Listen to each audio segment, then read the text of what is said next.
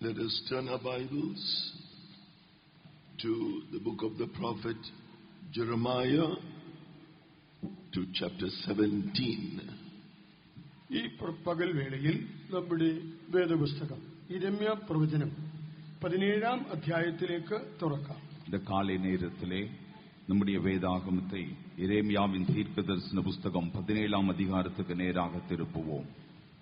And we are going to read chapter 17 verse 21. യിരെമ്യാ പ്രവചനം 17-ാം അധ്യായത്തിലെ 21-ാമത്തെ തിരുവചനം നമുക്ക് വായിക്കാം. எரேமியா தீர்க்கதரிசன புத்தகம் 17-ஆம் அதிகாரத்தின் 21-ஆம் வசனத்தை வாசிப்போம். യഹോവ ഇപ്രകാരം അരുളിച്ചെയ്യുന്നു, സൂക്ഷിച്ചുകൊള്ളുവിൻ, ശബ്ബത്ത് നാളിൽ യാതൊരു ചുമടും ചുമന്ന് യെരുശലേമിന്റെ വാതിലുകളിൽ കൂടി അകത്തു കൊണ്ടുവരരുത്.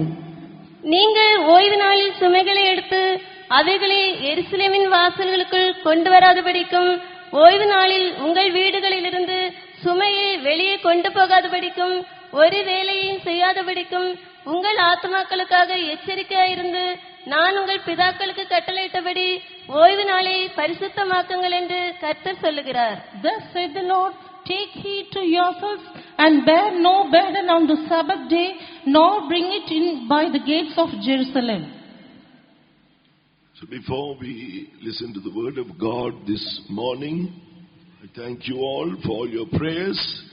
God has enabled me to come and fellowship with all of you. ഈ പകൽ വേളയിൽ തിരുവചനം കേൾക്കുന്നതിന് മുൻപായി ഇന്ന് എനിക്ക് ഇവിടെ വന്ന് നിങ്ങളോടൊപ്പം കൂട്ടായ്മ ആചരിക്കുവാൻ തക്കവണ്ണം ദൈവം തടസ്സങ്ങളെല്ലാം മാറ്റിയതിലുള്ള നിങ്ങളുടെ പ്രാർത്ഥനയ്ക്കായി ഞാൻ എന്റെ നന്ദി ആദ്യം അറിയിക്കുകയാണ്. வேதவசனத்தை கடந்து போகும் முன்பாக முதலாவதாக எனக்காக ஜெபித்ததான் உங்கள் எல்லாருக்கும் நான் நன்றியாயிருக்கிறேன். இங்கே வந்து உங்களோடு ஐக்கியம் கொள்ளும்படிக்கு தேவன் எனக்கு உதவி செய்தார். Do continue to pray for all the servants of God. God is going to do great things in this land. ആകയാൽ നിങ്ങൾ തുടർന്നും ദൈവ ശുശ്രൂഷകർക്കായി പ്രാർത്ഥിച്ചുകൊണ്ടേയിരിപ്പിൻ. ദൈവം അതിലൂടെ നിങ്ങളുടെ ജീവിതത്തിൽ വലിയ കാര്യങ്ങൾ ചെയ്യും. தொடர்ந்தும் தேவனுடைய பரிசுத்தவான்களுக்காக நீங்கள் ஜெபித்துக் கொண்டிருங்கள். கர்த்தர் பெரிய காரியங்களை செய்வார். God is doing great things. We can see it even throughout this convention. From the day the convention began until now, we can see God moving so mightily. ദൈവം വലിയ കാര്യങ്ങൾ ചെയ്തുകൊണ്ടിരിക്കുകയാണ്. ഈ കൺവെൻഷൻ ആരംഭിച്ചത് മുതൽ ഇതുവരെ തന്നെ കർത്താവ് വളരെ ശക്തമായ നിലയിൽ നമ്മുടെ നടുവിൽ പരിവർത്തിച്ചു കൊണ്ടിരിക്കുന്നത് നമുക്ക് കാണുവാൻ കഴിയും. தேவன் பெரிய காரியங்களை செய்து கொண்டிருக்கிறார். இந்த கன்வென்ஷன் தொடங்கின முதல் நாள் தொடங்கி இதுவரைக்கும் தேவன் வல்லமையாய் நம்முடைய மத்தியிலே உலாவிக் கொண்டிருக்கிறதை நமக்கு காண முடிகிறது. All these points to the coming of the Lord, it just shows that the coming of the Lord Jesus together his perfected saints is very very near. ഇതെല്ലാം വിരൽ ചൂണ്ടുന്നത് ഒരു വിഷയത്തിലേക്കാണ്. കർത്താവായ യേശുക്രിസ്തു പരിപൂർണരാക്കപ്പെട്ട തന്റെ വിശുദ്ധന്മാരെ തന്റെ അടുക്കൽ കൂട്ടിച്ചേർക്കുവാൻ വരുന്നു. തന്റെ ആ പുനരാഗമന വളരെ വളരെ ആസന്നമായിരിക്കുന്നു. இவைகளெல்லாம் சுட்டி காட்டுகிறது ஒரு காரியத்தை, அதாவது பூர்ணமாக்கப்பட்டதான பரிசுத்தவான்களை சேர்க்க ஆண்டவருடைய வருகை மிகவும் மிகவும் சமீபமாயிருக்கிறது. And if you take heed to the word of God as it has been preached over these few days, ഈ നാളുകളിൽ നിങ്ങളോട് പ്രഘോഷിക്കപ്പെട്ടതായ തിരുവചനങ്ങൾക്ക് നിങ്ങൾ ശരിയായി കാതോർത്തിരിക്കുമെങ്കിൽ, ഈ നാட்களில் உங்களிடத்தில் சொல்லப்பட்டதான தேவ வசனங்களுக்கு நீங்கள் சரியாய் செவி கொடுப்பீர்களானால், and surrender yourself fully to God according to that word which you are hearkening to, നിങ്ങൾ ഇതുവരെ കേട്ടുകൊണ്ടിരുന്ന തിരുവചനത്തിന് ഒത്ത നിലയിൽ നിങ്ങൾ നിങ്ങളെ തന്നെ ദൈവത്തിന് സമ്പൂർണമായി സമർപ്പിക്കുമെങ്കിൽ, நீங்கள் கேட்டுக்கொண்டிருக்கிறதான இந்த வசனங்களுக்கு நீங்கள் உங்களை நீங்களே பூர்ணமாய் நீங்கள் ஒப்பு கொடுப்பீர்களானால், through the power of the Holy Spirit, the Lord will perfect you and make you ready on time for the day of the rapture. പരിശുദ്ധാത്മാവിന്റെ ശക്തിയാൽ കർത്താവ് നിങ്ങളെ തികഞ്ഞവരാക്കി മാറ്റി ആ ഉൽപ്രാപണ നാളിനായിട്ട് അവൻ നിങ്ങളെ ഒരുക്കമുള്ളവരാക്കി തീർക്കും. கர்த்தர் உங்களை பரிசுத்தாவின் வல்லமையினாலே அந்த நாளுக்காக தக்க நேரத்தில் நீங்கள் ஆயத்தமுள்ளவர்களாக உங்களை ஆயத்தப்படுத்துவார். So with that understanding, let us listen to the word of God even this morning. ഈ തിരിച്ചറിവോടുകൂടി ഈ പകൽ സമയത്തും ഇരുന്ന് നമുക്ക് തിരുവചനങ്ങൾ ശ്രദ്ധിക്കാം. இந்த புரிந்துகொள்ளுதலோடு இந்த காலை நேரத்திலே கர்த்தருடைய வசனங்களை நாம் கவனிப்போம். Here, when it speaks, give you the outline of the message. When it speaks about Sabbath, the word of God is speaking about rest. ഈ തിരുവചനം പരാമർശിക്കുന്ന വിഷയം ഞങ്ങൾ പറയുകയാണ്. ഇത് ശബ്ബത്തിനെ കുറിച്ച് അഥവാ ആ വിശ്രമ നാളിനെ കുറിച്ചാണ് പരാമർശിക്കുന്നത്. இங்கு நாம் வாசித்த வசனம் சொல்லுகிறதான சத்தியம் ஓய்வு நாள் என்று சொல்லும் பொழுது ஓய்வு நாள் என்று சொல்லும் பொழுது தேவன் தருகிற இளைப்பாறுதல். Jerusalem means there's a place called New Jerusalem, that is the kingdom of God. യെരൂശലേം എന്ന് പറയുമ്പോൾ ദൈവത്തിന്റെ രാജ്യമാകുന്ന പുതിയ യെരൂശലേം എന്ന് വിളിക്കപ്പെടുന്ന സ്ഥലം. യെരൂശലേം എന്ന് சொல்லும் பொழுது தேவனுடைய ராஜ்யமாய் இருக்கிறதான புதிய യെരൂശലേം. That we can read in chapter 21 of Revelation, all about New Jerusalem. വെളിപ്പാട് പുസ്തകം 21-ാം അധ്യായം മുഴുവനും തന്നെ പുതിയ യെരൂശലേമിന്റെ വർണ്ണനകൾ നിറഞ്ഞതാണ്. വെളിപ്പെടുത്തൽ 21-ാം അധികാരം മുഴുവതും പുതിയ യെരൂശലേമെ കുറിച്ച് சொல்லப்பட்டிருக்கிறது. Now Jerusalem is called the church of God. Jerusalem, which is above, is free. It is the mother of us all. We come into this experience when we are raised to above, to heavenly places, when we are baptized in the Holy Spirit. ഇപ്പോൾ യെരൂശലേം എന്ന് പറയപ്പെടുമ്പോൾ ഇങ്ങനെയാണ് പറഞ്ഞിരിക്കുന്നത്: മീതെയുള്ള യെരൂശലേമോ അവൾ സ്വതന്ത്രയാകുന്നു, അവൾ തന്നെ നമ്മുടെ അമ്മ. ആ അനുഭവത്തിൽ നമ്മൾ എപ്പോഴാണ് എത്തുന്നത്? നാം പരിശുദ്ധാത്മാഭിഷേകം പ്രാപിച്ച് സ്വർഗസ്ഥലങ്ങളിൽ ഇരിക്കുന്ന അനുഭവത്തിൽ എത്തുമ്പോഴാണ്. இப்பொழுது சொல்லப்படுகிற எருசலேம் என்று சொல்லுகிறது மேலான எருசலேம், சுயாதீனமுள்ளவள், அவளே நம்ம எல்லாருக்கும் தாய் என்று சொல்லப்பட்டிருக்கிறது.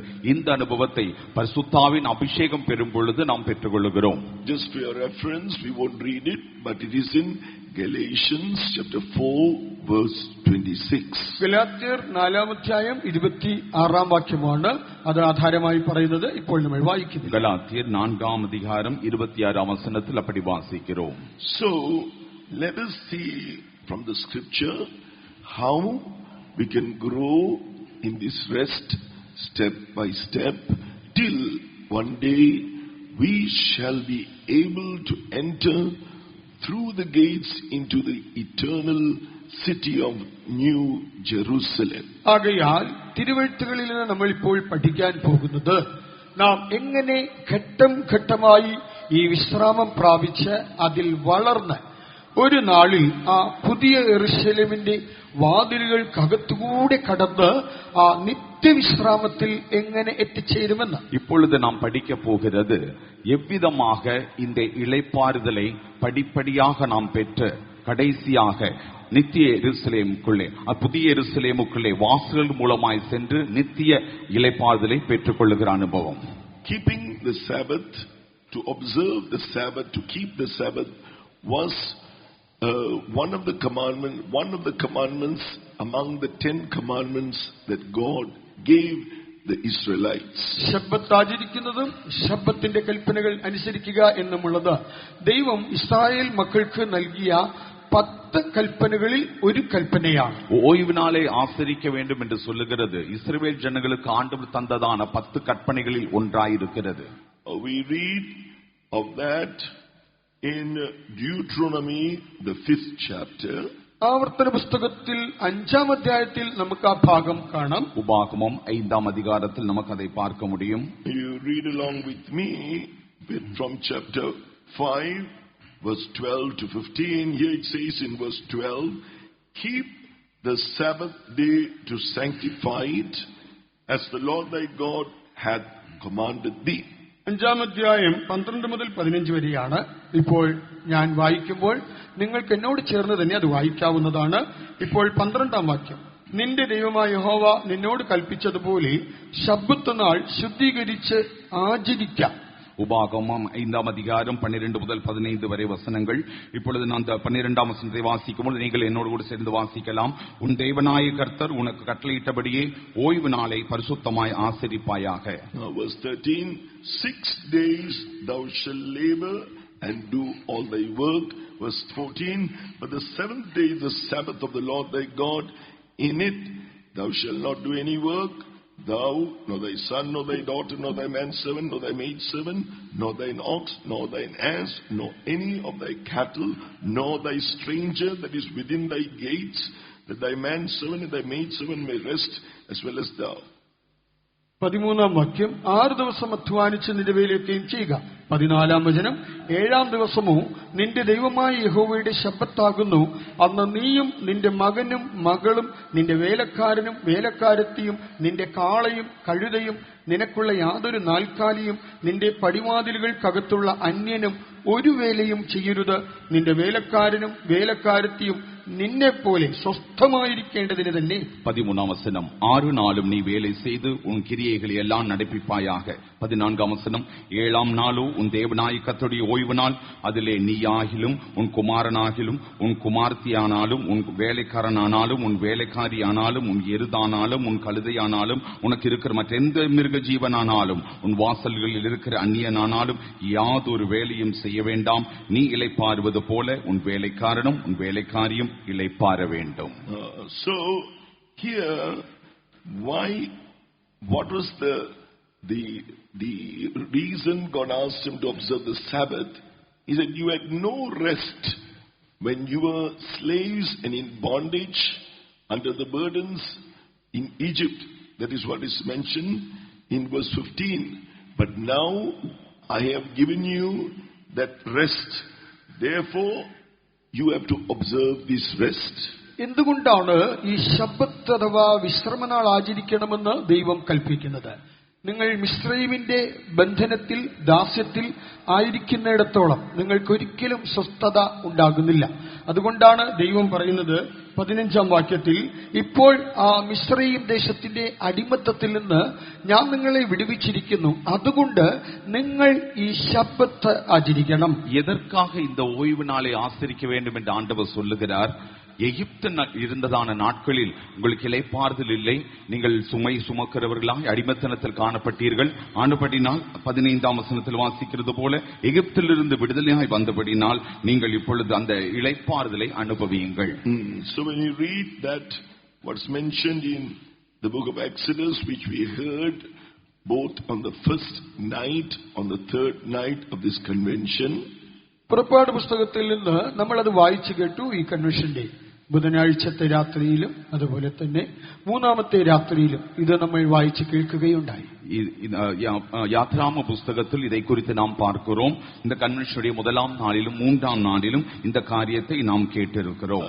Exodus chapter 6 verse 5, God said, I have also heard the groaning of the children of Israel whom the Egyptians keep in bondage, and I have remembered my covenant. പുറപ്പാട് പുസ്തകം 6-ാം അധ്യായം 5-ാം വാക്യത്തിൽ കർത്താവ് ഇപ്രകാരം അരുളി ചെയ്യുന്നു, മിസ്രയീമ്യർ അടിമകളാക്കിയിരിക്കുന്ന ഇസ്രായേൽ മക്കളുടെ ഞരക്കം ഞാൻ കേട്ട് എന്റെ നിയമം ഓർത്തും ഇരിക്കുന്നു. யாத்ராகமம் 6ஆம் அதிகாரம் 5ஆம் வசனத்தில், எகிப்தியர் அடிமை கொள்ளுகிற இஸ்ரவேல் புத்திரரின் பெருமூச்சையும் நான் கேட்டு என் உடன்படிக்கையை நினைத்தேன். So we see here in verse 6 in Exodus chapter 6 verse 6, he said, I am the Lord, I'll bring you out from under the burden of the Egyptians, I'll rid you out of their bondage, I will redeem you with a stretched out arm and with great judgments. പുറപ്പാട് പുസ്തകം 6-ാം അധ്യായത്തിൽ തുടർന്ന് പറയുകയാണ്, അതുകൊണ്ട് നീ Israel മക്കളോട് പറയേണ്ടതെന്നാൽ, ഞാൻ യഹോവയാകുന്നു, ഞാൻ നിങ്ങളെ മിസ്രയീമ്യരുടെ ഊഴിയ വേലയിൽ നിന്ന് ഉദ്ധരിച്ച് അവരുടെ അടിമയിൽ നിന്ന് നിങ്ങളെ വിടുവിക്കും. നീട്ടിയിരിക്കുന്ന ഭുജം കൊണ്ടും മഹാശിക്ഷാവിധികൾ കൊണ്ടും നിങ്ങളെ വീണ്ടെടുക്കും. யாத்ராகமம் 6ஆம் அதிகாரம் 6ஆம் வசனத்தில், நானே கர்த்தர் உங்கள் மேல் எகிப்தியர் சுமத்தின சுமைகளுக்கு உங்களை விடுவித்து அடிமைத்தனத்துக்கு நீங்களாக்குவேன், ஓங்கிய கையினாலும் மகா தண்டனைகளாலும் உங்களை மீட்டுக் கொள்வேன் என்று சொல்லுகிறார். The word of God says in Exodus chapter 12, they observed the Passover, they slew the Paschal lamb. പുറപ്പാട് പുസ്തകം 12-ാം അധ്യായത്തിൽ പറയുന്നത്, അവർ അങ്ങനെ പെസഹ ആചരിച്ച് പെസഹ കുഞ്ഞാടിനെ അറുത്തു. யாத்திராம் 12ஆம் அதிகாரத்திலே பஸ்கா ஆட்டுக்குட்டியை அடித்து அவர்கள் பஸ்காவை ஆசரித்தார்கள் என்று பார்க்கிறோம். And they sprinkled the blood of that lamb that was slain upon the doorposts and the upper doorposts of each house in which they dwelt.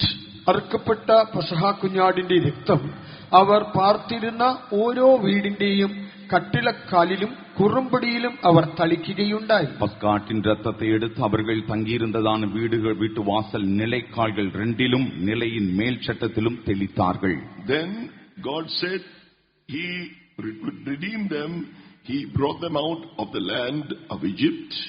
കർത്താവ് അവരെ വിടുവിച്ചിട്ട് മിസ്രയീം ദേശത്തിൽ നിന്ന് പുറത്തേക്ക് കൊണ്ടുവന്നു എന്ന് തിരുവചനം പറയുന്നു. கர்த்தர் அவர்கள் விடுவித்து எகிப்து தேசத்திலிருந்து வெளியே கொண்டு வந்ததாய் சொல்லுகிறார். And he executed his judgment upon all the powers of Egypt. In Exodus chapter 12 verse 12, he executed his power against all the powers of Egypt.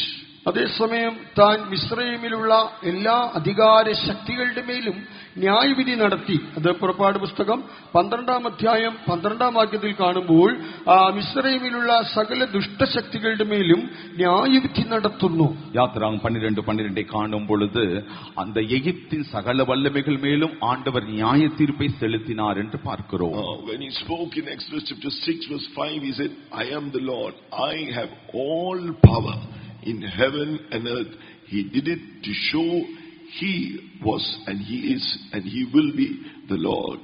പുറപ്പാട് പുസ്തകം 6-ാം അധ്യായത്തിൽ പറയുമ്പോൾ താൻ ഇങ്ങനെയാണ് പറയുന്നത്, ഞാൻ കർത്താവാകുന്നു എന്ന് പറഞ്ഞാൽ സ്വർഗത്തിലും ഭൂമിയിലുള്ള എല്ലാറ്റിന്റെ മേലും എല്ലാ അധികാരവുമുള്ള, ഇരുന്നവനും ഇരിക്കുന്നവനും വരുന്നവനുമായി എല്ലാ അധികാരവും ഉള്ളവനാണ് ഈ കർത്താവ്.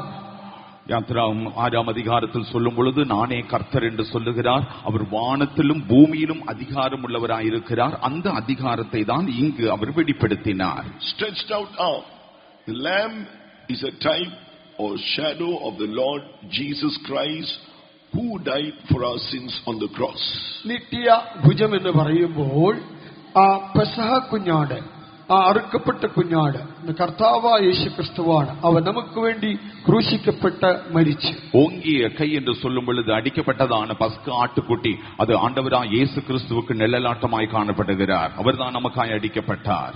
And on the cross of Calvary he performed all that he had to do for the redemption from our sins. ആകയാൽ പാപത്തിൽ നിന്ന് നമ്മെ വീണ്ടെടുക്കേണ്ടതിന് താൻ എന്തെല്ലാം ചെയ്യേണ്ടിയിരുന്നുവോ അതെല്ലാം ഈ കാൽവറി ക്രൂശിൽ കർത്താവ് നിവർത്തിച്ചു. ஆனபடினால் பாவத்திலிருந்து நம்மை மீட்டுக் கொள்ளும்படி என்னவெல்லாம் செய்ய வேண்டும் அதெல்லாவற்றையும் கல்வாரி சிலுவையிலே இயேசு செய்தார். And sin is a great burden, even as you heard in the first night, that it is a great burden that weighs our souls down. ആകയാൽ പാപം എന്ന് പറയുന്നത് ഒരു വലിയ ചുമടാണ്. നമ്മൾ 1-ാം നാളിൽ കേട്ടല്ലോ, ആ പാപത്തിന്റെ ഭാരം എന്നത് നമ്മളെ എപ്പോഴും താഴേക്ക് അടിച്ചമർത്തി ഞെരുക്കി കളയുന്നു. பாவம் என்று சொல்லுகிறது ஒரு பெரிய சுமை. 1ஆம் நாளில் நாம் கேட்டது போல அந்த சுமையினால் நம்முடைய ஆத்துமா தாழ்த்தப்பட்டு போகிறது. What is sin? The word of God says all that is not right in God's sight, all that is not right according to God's word is sin. എന്താണ് പാപം? ദൈവത്തിന്റെ ദൃഷ്ടിയിൽ ഉചിതമല്ലാത്തതൊക്കെയും ദൈവത്തിന്റെ വചനപ്രകാരം ശരിയല്ലാത്ത ഉചിതമല്ലാത്തതൊക്കെയും പാപം തന്നെയാണ്. பாவம் என்று சொன்னால் என்ன? தேவனுடைய பார்வையில் சரியில்லாதது, தேவனுடைய வசனத்துக்கு முன்பாக சரியில்லாதவைகள் எல்லாம் பாவமாயிருக்கிறது. That is written in 1 John chapter 5 verse 17. യോഹന്നാൻ എഴുതിയ 1-ാം ലേഖനം 5-ാം അധ്യായം 17-ാമത്തെ വചനത്തിൽ നമുക്ക് ഈ കാര്യങ്ങൾ എഴുതിയിരിക്കുന്നത് കാണാം. அதை குறித்து 1 யோவான் 5ஆம் அதிகாரம் 17ஆம் வசனத்திலே நமக்கு பார்க்க முடியும். So man, he will not have any rest till he believes that Jesus was slain for him on the cross to deliver him, to redeem him, means to set him free from his sins. തന്നെ വിടുവിക്കുവാൻ, തന്നെ വീണ്ടെടുക്കുവാൻ, പാപത്തിൽ നിന്ന് തന്നെ സ്വതന്ത്രനാക്കുവാൻ, Calvary ക്രൂശിൽ മരിച്ച യേശുവിൽ വിശ്വസിക്കുന്നതുവരെ മനുഷ്യന് സ്വസ്ഥതയുണ്ടാവുകയില്ല. தன்னை மீட்கும்படியாக தன்னுடைய எல்லா பாவத்திலிருந்து தன்னை விடுதலையாக்கும்படியாக கல்வாரி சிலுவையில் மரித்ததான இயேசு கிறிஸ்துவை விசுவாசிக்கும் வரைக்கும் ஒரு மனிதனுக்கு இளைப்பாறுதல் இல்லை. That's what we read in Proverbs chapter 14 in verse 12 and 13. It mentions that there is a way which seemeth right unto a man, but the end thereof are the ways of death. Verse 13, even in laughter the heart is sorrowful, and the end of that mirth is heaviness or sorrow. സദൃശവാക്യം 14-ാം അധ്യായം 12-13 വചനങ്ങളിൽ നമുക്കത് കാണാൻ കഴിയുന്നുണ്ട്. 12-ാം വചനം പറയുന്നു, ചിലപ്പോൾ ഒരു വഴി മനുഷ്യന് ചൊവ്വായി തോന്നും, അതിന്റെ അവസാനമോ മരണവഴികളത്രേ. 13-ാമത്തെ വചനം, ചിരിക്കുമ്പോൾ തന്നെയും ഹൃദയം ദുഃഖിച്ചിരിക്കാം, സന്തോഷത്തിന്റെ അവസാനം ദുഃഖമാകുകയുമാകും. நீதிமொழிகள் 14-ாம் அதிகாரம் 12-13 வசனங்களை நாம் காணும் பொழுது அங்கு இப்படிமாய் சொல்லி இருக்கிறது, மனுஷனுக்கு செம்மையாய் தோன்றுகிற வழியுண்டு, அதன் முடிவோ மரண வழிகள். நகைப்பினாலும் மனதுக்கு துக்கம் உண்டு, அதன் மகிழ்ச்சியின் முடிவு சஞ்சலம். Yes, tonight, this morning, as you listen to the word of God, if this is the state of your heart, listen to how the Lord can deliver you right now. ഇന്ന് പകൽവേളയിൽ തിരുസന്നിധിയിലായിരിക്കുമ്പോൾ ഒരുപക്ഷെ നിങ്ങളുടെ ഹൃദയത്തിന്റെ അവസ്ഥയും സമാനമാണെങ്കിൽ ദൈവത്തിന് നിങ്ങളെ എങ്ങനെ വിടുവിക്കുവാൻ കഴിയുമെന്ന് ശ്രദ്ധാപൂർവം കേട്ടുകൊള്ളുക. நீங்கள் இந்த காலை நேரத்தில் தேவ சமூகத்தில் இருக்கும் பொழுது நீங்கள் உங்களுடைய நிலவரம், இருதயத்தின் நிலவரம் இவ்விதமாய் காணப்படுமானால் எப்படி விடுதலை பெற்றுக் கொள்ளலாம் என்கிறதை நீங்கள் கவனமாய் தேவ வசனத்தை கேட்டு அறிந்து கொள்ளுங்கள். God said, I will redeem you with a stretched out arm. ദൈവം പറയുന്നു, ഞാൻ നീട്ടിയ ഭുജം കൊണ്ട് നിങ്ങളെ വീണ്ടെടുക്കും. ஆண்டவர் சொல்லுகிறார், ஓங்கிய கையினால் நான் உங்களை மீட்டுக் கொள்வேன். Isaiah the 52nd chapter verse 10, the Lord hath made bare his holy arm in the eyes of all the nations, and all the ends of the earth shall see the salvation of our God. യെശയ്യാപ്രവചനം 52-ാം അധ്യായം 10-ാം വാക്യം, സകല ജാതികളും കാണുകെ യഹോവ തന്റെ വിശുദ്ധ ഭുജത്തെ നഗ്നമാക്കിയിരിക്കുന്നു, ഭൂമിയുടെ അറ്റങ്ങളൊക്കെയും നമ്മുടെ ദൈവത്തിന്റെ രക്ഷയെ കാണും. യെശയ്യാ 52-ാം அதிகாரம் 10-ாம் வசனத்தில், எல்லா ஜாதிகளின் கண்களுக்கு முன்பாகவும் கர்த்தர் தம்முடைய பரிசுத்த புயத்தை வெளிப்படுத்துவார், பூமியின் எல்லைகளில் உள்ளவர்கள் எல்லாரும் நமது தேவனுடைய ரட்சிப்பை காண்பார்கள். Isaiah chapter 53 verse 1, who hath believed our report, and to whom is the arm of the Lord revealed? യെശയ്യാപ്രവചനം 53-ാം അധ്യായത്തിന്റെ 1-ാമത്തെ വചനം, ഞങ്ങൾ കേൾപ്പിച്ചത് ആർ വിശ്വസിച്ചിരിക്കുന്നു, യഹോവയുടെ ഭുജം ആർക്ക് വെളിപ്പെട്ടിരിക്കുന്നു. യെശയ്യാ 53-ാം அதிகாரம் 1-ாம் வசனத்தில், எங்கள் மூலமாய் கேள்விப்பட்டதை விசுவாசித்தவன் யார், கர்த்தருடைய புயம் யாருக்கு வெளிப்பட்டது. So this is speaking about the gospel report. Who hath believed a report? Romans chapter 10 verse 16, it is referring to the gospel of Jesus Christ. ഇവിടെ കേൾപ്പിച്ചത് എന്ന് പറയുമ്പോൾ അത് സുവിശേഷത്തെക്കുറിച്ചാണ് കാണുന്നത്. റോമാലേഖനത്തിൽ കാണുമ്പോൾ അത് കർത്താവായ യേശു ക്രിസ്തുവിന്റെ സുവിശേഷം എന്ന് കാണുവാൻ കഴിയും. Romans chapter 10 verse 16. റോമാലേഖനം 10-ാം അധ്യായം 16-ാമത്തെ വചനത്തിൽ അങ്ങനെ പറയും. கேள்விப்பட்டது என்று சொல்லும் பொழுது அறிவிக்கப்பட்டதான சுவிசேஷத்தை தான் காட்டுகிறது. அதை ரோமர்கள் நிருபம் 10-ாம் அதிகாரம் 16-ாம் வசனத்தில் நமக்கு பார்க்க முடியும். See Isaiah 53 verse 1, who hath believed our report? യെശയ്യാ 53:1 വീണ്ടും വായിക്കുന്നു, ഞങ്ങൾ കേൾപ്പിച്ചത് ആർ വിശ്വസിച്ചിരിക്കുന്നു. 53-ാം அதிகாரம் യെശയ്യാ 1-ാം വചനത്തിൽ, എങ്കൽ മൂലമായി കേൾവിപ്പെട്ടதை വിശ്വാസിത്തവൻ യാർ. To whom is the arm of the Lord revealed? The arm of the Lord is the Lord Jesus Christ himself. യഹോവയുടെ ഭുജം ആർക്ക് വെളിപ്പെട്ടിരിക്കുന്നെന്ന് പറയുമ്പോൾ കർത്താവായ യേശു ക്രിസ്തു താൻ തന്നെയാണ് ഈ കർത്താവിന്റെ ഭുജം. கர்த்தருடைய புயம் யாருக்கு வெளிப்பட்டது என்று சொல்லும் பொழுது அந்த கர்த்தருடைய புயம் என்று சொல்கிறது கர்த்தராகிய இயேசு கிறிஸ்து தான். To deliver us from our unrighteousness, our sins, നമ്മുടെ സകല അനീതിയും ആകുന്ന പാപത്തിൽ നിന്ന് നമ്മെ വിടുവിക്കുവാൻ, നമ്മുടെ എല്ലാ അനീതിയിലിരുന്നും പാപത്തിൽ നിന്ന് നമ്മളെ വിടുവിക്കുമ്പടിയാക, He, Jesus, He who knew no sin became sin for us, that we might be made the righteousness of God through Him. 2 Corinthians chapter 5 verse 21. 2 കൊരിന്ത്യർ 5-ാം 21-ാം വാക്യം, നാം അവനിൽ ക്രിസ്തുവിൽ ദൈവത്തിന്റെ നീതിയാകേണ്ടതിന് പാപം അറിയാത്ത ക്രിസ്തുവിനെ നമ്മൾ നിമിത്തം പാപമാക്കി മാറ്റി. நாம் அவருக்குள் தேவனுடைய நீதியாகும்படிக்கு பாவம் அறியாத அவரை நமக்காக பாவமாக்கினார். 2 கொரிந்தியர் 5:21. As you write this now in Proverbs, even in laughter the heart is sorrowful. നാം ഇപ്പോൾ സദൃശവാക്യത്തിൽ വായിച്ചു കേട്ടല്ലോ, ചിരിയിൽ തന്നെ ഹൃദയത്തിൽ വ്യസനമുണ്ടായേക്കാം. நீதிமொழிகள் இப்பொழுது வாசிக்க கேட்டோமே, நகைப்பினாலும் சஞ்சலமே உண்டாயிருக்கிறது. No, the end of that mirth, whatever you may do to make you happy, nothing can make you happy. Your heart will be weighed down with the sorrow brought by sin. നിങ്ങളെ സന്തോഷിപ്പിക്കുവാൻ നിങ്ങൾ എന്ത് തന്നെ ചെയ്താലും മനസ്സിലാക്കണം, ഒന്നിനും നിങ്ങളെ സന്തോഷിപ്പിക്കുവാൻ കഴിയുകയില്ല. അതെല്ലാം തന്നെ നിങ്ങളെ ആ പാപഭാരത്താൽ അടിച്ചമർത്തി താഴ്ത്തിക്കളയും.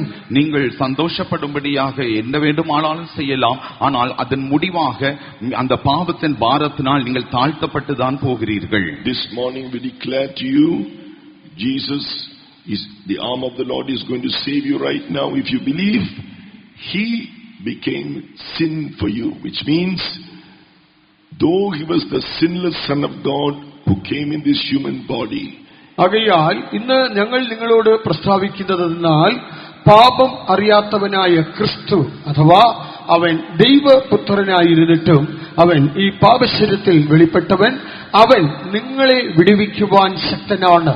இந்த காலை நேரத்தில் நாங்கள் உங்களுக்கு அறிவிக்கிறதான காரியம் என்னவென்று சொன்னால், நம்மை இந்த பாவத்திலிருந்து விடுவிக்கும்படியாக பாவம் அறியாத தேவகுமாரனாய கிறிஸ்து நமக்காக பாவ சரீரத்தில் வெளிப்பட்டார். What is the meaning He became sin for us? It means He not only took our sins, He had to pay the penalty for all our sins.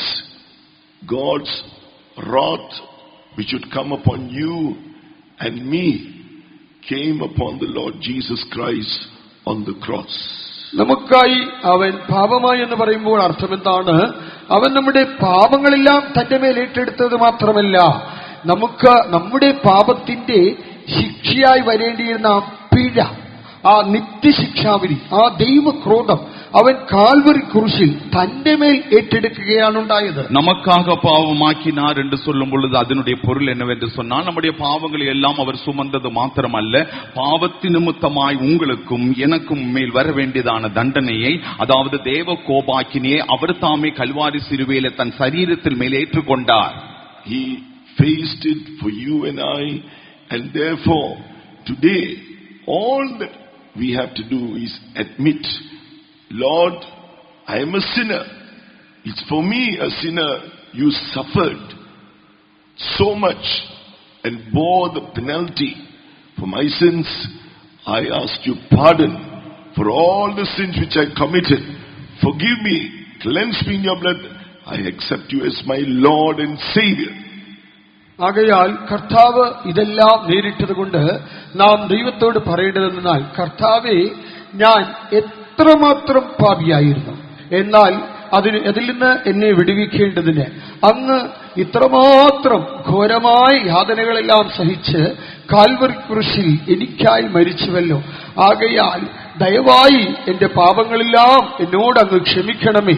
ഞാൻ അങ്ങയെ എന്റെ കർത്താവും രക്ഷിതാവുമായി അംഗീകരിക്കുകയും സ്വീകരിക്കുകയും ചെയ്യുന്നു. நான் செய்ய வேண்டியதெல்லாம் ஒரு காரியம்தான். நமக்காக இந்த பாவங்களை எல்லாம் தன்மேல் ஏற்றுக்கொண்டு நாம் அனுபவிக்க வேண்டிய தண்டனை அவர் அனுபவித்தாரே, அந்த பாடுகளை அவர் அனுபவித்தாரே, ஆனபடினால் அவரை நோக்கி, கர்த்தாவே, எனக்காக நான் ஒரு பாவியாய் இருக்கிறேன், எனக்காக நீர் இந்த தண்டனையை சகித்தீரே, உம்மை என்னுடைய இரட்சகராக கர்த்தராய் நான் ஏற்றுக்கொள்ளுகிறேன் என்று அறிக்கை செய்ய வேண்டும். Today, right now, if you confess your sins to Jesus, the blood of Jesus Christ, His Son, will cleanse you from all your sins, accept Him as your Lord and Savior, you will have rest in your soul.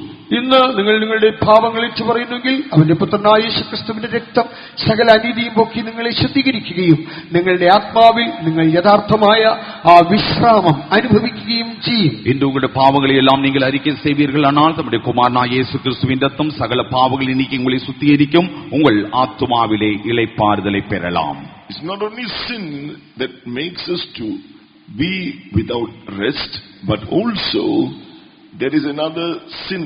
The first sin is called the actions or the works of sin. ആകയാൽ നമ്മെ വിശ്രമമറ്റവരാക്കി തീർക്കുന്നത് ഈ പാപം മാത്രമല്ല. പാപമെന്ന് വിളിക്കപ്പെടുമ്പോൾ പാപപ്രവൃത്തികൾ, പാപക്രിയകൾ എന്ന് വിളിക്കപ്പെടുന്ന ഒന്നുണ്ട്. இளைப்பாறுதல் இல்லாமல் நம்மை மாற்றுகிறது இந்த பாவம் மாத்திரமல்ல. பாவம் என்று சொல்லும் பொழுது முதலாவது நாம் செய்த கிரியைகளினால் செய்த பாவங்கள் காணப்படுகிறது. That's what we were asked to repent of and confess to Jesus just now. There's another sin. It is mentioned that is called the nature of sin. It is a nature of disobedience.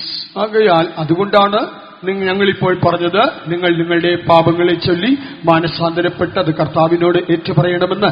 എന്നാൽ പാപത്തിന്റെ മറ്റൊരു വശമെന്ന് പറയുന്നത് അത് പാപ സ്വഭാവം അഥവാ അനുസരണക്കേട് എന്ന സ്വഭാവം. இந்த செய்த பாவங்கள் மன்னிக்கப்படும்படியாக இப்பொழுது சொன்னது போல மனம் திரும்பி அறிக்கை செய்ய வேண்டும், கர்த்தர் அதை மன்னிப்பார். இன்னொரு காரியம் இருக்கிறது, அது பாவ சுபாவமாய் இருக்கிறது. That nature of sin, we see, for us to be delivered from the disobedient nature of sin, Jesus came in this human form and He obeyed and did the perfect will of God. പാപസ്വഭാവം അഥവാ അനുസരണക്കേടിന്റെ സ്വഭാവത്തിൽ നിന്ന് നമ്മെ വിടുവിക്കേണ്ടതിന് നമ്മുടെ കർത്താവ് അവൻ മനുഷ്യരൂപത്തിൽ വന്നിട്ട് അവൻ ദൈവത്തിന്റെ സമ്പൂർണമായ ഇഷ്ടം ചെയ്ത് അവൻ ദൈവത്തെ പൂർണ്ണമായി അനുസരിച്ചു. இந்த கீழ்ப்படியாமையின் பாவ சுபாவத்திலிருந்து நம்மை விடுதலையாக்கும்படியாக நம்முடைய ஆண்டவர் மனுஷ வேஷத்தில் பூமியில் வந்து தன் சரீரத்தில் தேவ சித்தத்தை பூர்ணமாய் செய்து தேவனுக்கு கீழ்ப்படிந்தார்.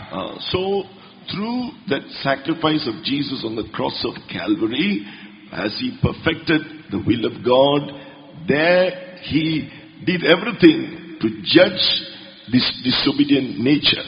കാൽവരി ക്രൂശിലെ പരമയാഗത്തിൽ കൂടി കർത്താവ് താൻ ദൈവത്തിന്റെ സമ്പൂർണമായ ഇഷ്ടം അനുസരിക്കുക മാത്രമല്ല, ഈ അനുസരണക്കേടിന്റെ സ്വഭാവത്തെ ന്യായം വിധിക്കുവാനുള്ളതെല്ലാം താൻ അവിടെ തികച്ചു. കൽവാരി സിലുവയിലെ ஆண்டவராகிய இயேசு கிறிஸ்து பிதாவினுடைய பூர்ணமாய சித்தத்தை நிறைவேற்றியது மாத்திரமல்ல, இந்த கீழ்ப்படியாமையின் அந்த பாவ சுபாவத்துக்குள்ள தண்டனையும் அங்கு கொடுத்து தீர்த்தார். So we need to understand that Jesus has already done that work on the cross to deliver us from the disobedient nature through His perfect obedience. ആകയാൽ നമ്മൾ മനസ്സിലാക്കേണ്ടത് കർത്താവായ ക്രിസ്തു തന്റെ തികഞ്ഞ അനുസരണത്താൽ നമ്മെ ഈ അനുസരണക്കേടുന്ന സ്വഭാവത്തിൽ നിന്ന് വിടുവിക്കേണ്ടതെല്ലാം കാലേ കൂട്ടി ചെയ്ത് തികച്ചിരിക്കുന്നു. ஆனபடி நாம் புரிந்து கொள்ள வேண்டியதான காரியம் என்னவென்று சொன்னால், இந்த கீழ்ப்படியாமையின் பாவ சுபாவத்திலிருந்து நம்மை விடுதலையாக்கும்படிக்கு தேவன் பூர்ணமாக கீழ்ப்படிந்து செய்ய வேண்டியதெல்லாம் கல்வாரி சிலுவையில் செய்து முடித்தார். Sin, the nature of sin troubles us, makes us to lose our rest. പാപം അഥവാ ഈ പാപസ്വഭാവം എന്നത് നമ്മളെ കലക്കുകയും നമ്മുടെ സ്വസ്ഥത നഷ്ടപ്പെടുത്തി കളയുകയും ചെയ്യുന്നു. இந்த பாவ சுபாவம் என்று சொல்லுகிறது நம்மை கலக்குகிறதாய், நம்முடைய இளைப்பாறுதலை கெடுக்கிறதாயும் இருக்கிறது. When Paul the apostle wrote about it in Romans chapter 7, he said, there is another law in my members, which is sin, which dwells in my members, the nature of sin, and I'm not able to do the good things that I want to do. റോമാലേഖനം 7-ാം അധ്യായത്തിൽ വിശുദ്ധ പൗലോസ് പറയുകയാണ്, എന്റെ അവയവങ്ങളിൽ ഒരു പാപപ്രമാണം എന്നെ ബദ്ധനാക്കി കളയുന്നത് കൊണ്ട് ഞാൻ ഇച്ഛിക്കുന്ന നന്മ ചെയ്യുവാൻ എനിക്ക് കഴിയുന്നില്ല. ரோமர்கள் 7-ஆம் அதிகாரத்தில் பரிசுத்த பவுல் சொல்லுகிறார், என்னுடைய சரீரத்தில் மாம்சத்தில் வாசமாயிருக்கிறதான பாவ பிரமாணம் நான் செய்ய வேண்டும் என்கிற நன்மையை செய்யாதபடிக்கு என்னை ஒரு கட்டுக்குள் வைத்திருக்கிறது. That is in Romans chapter 7 verse 19, 20 and 23 he says, this is a law of sin that is warring in my members. 7-ാം അധ്യായം 19, 20, 23 വചനങ്ങളിൽ നമുക്കത് കാണുവാൻ കഴിയും. ഇത് പാപത്തിന്റെ പ്രമാണമാണ്.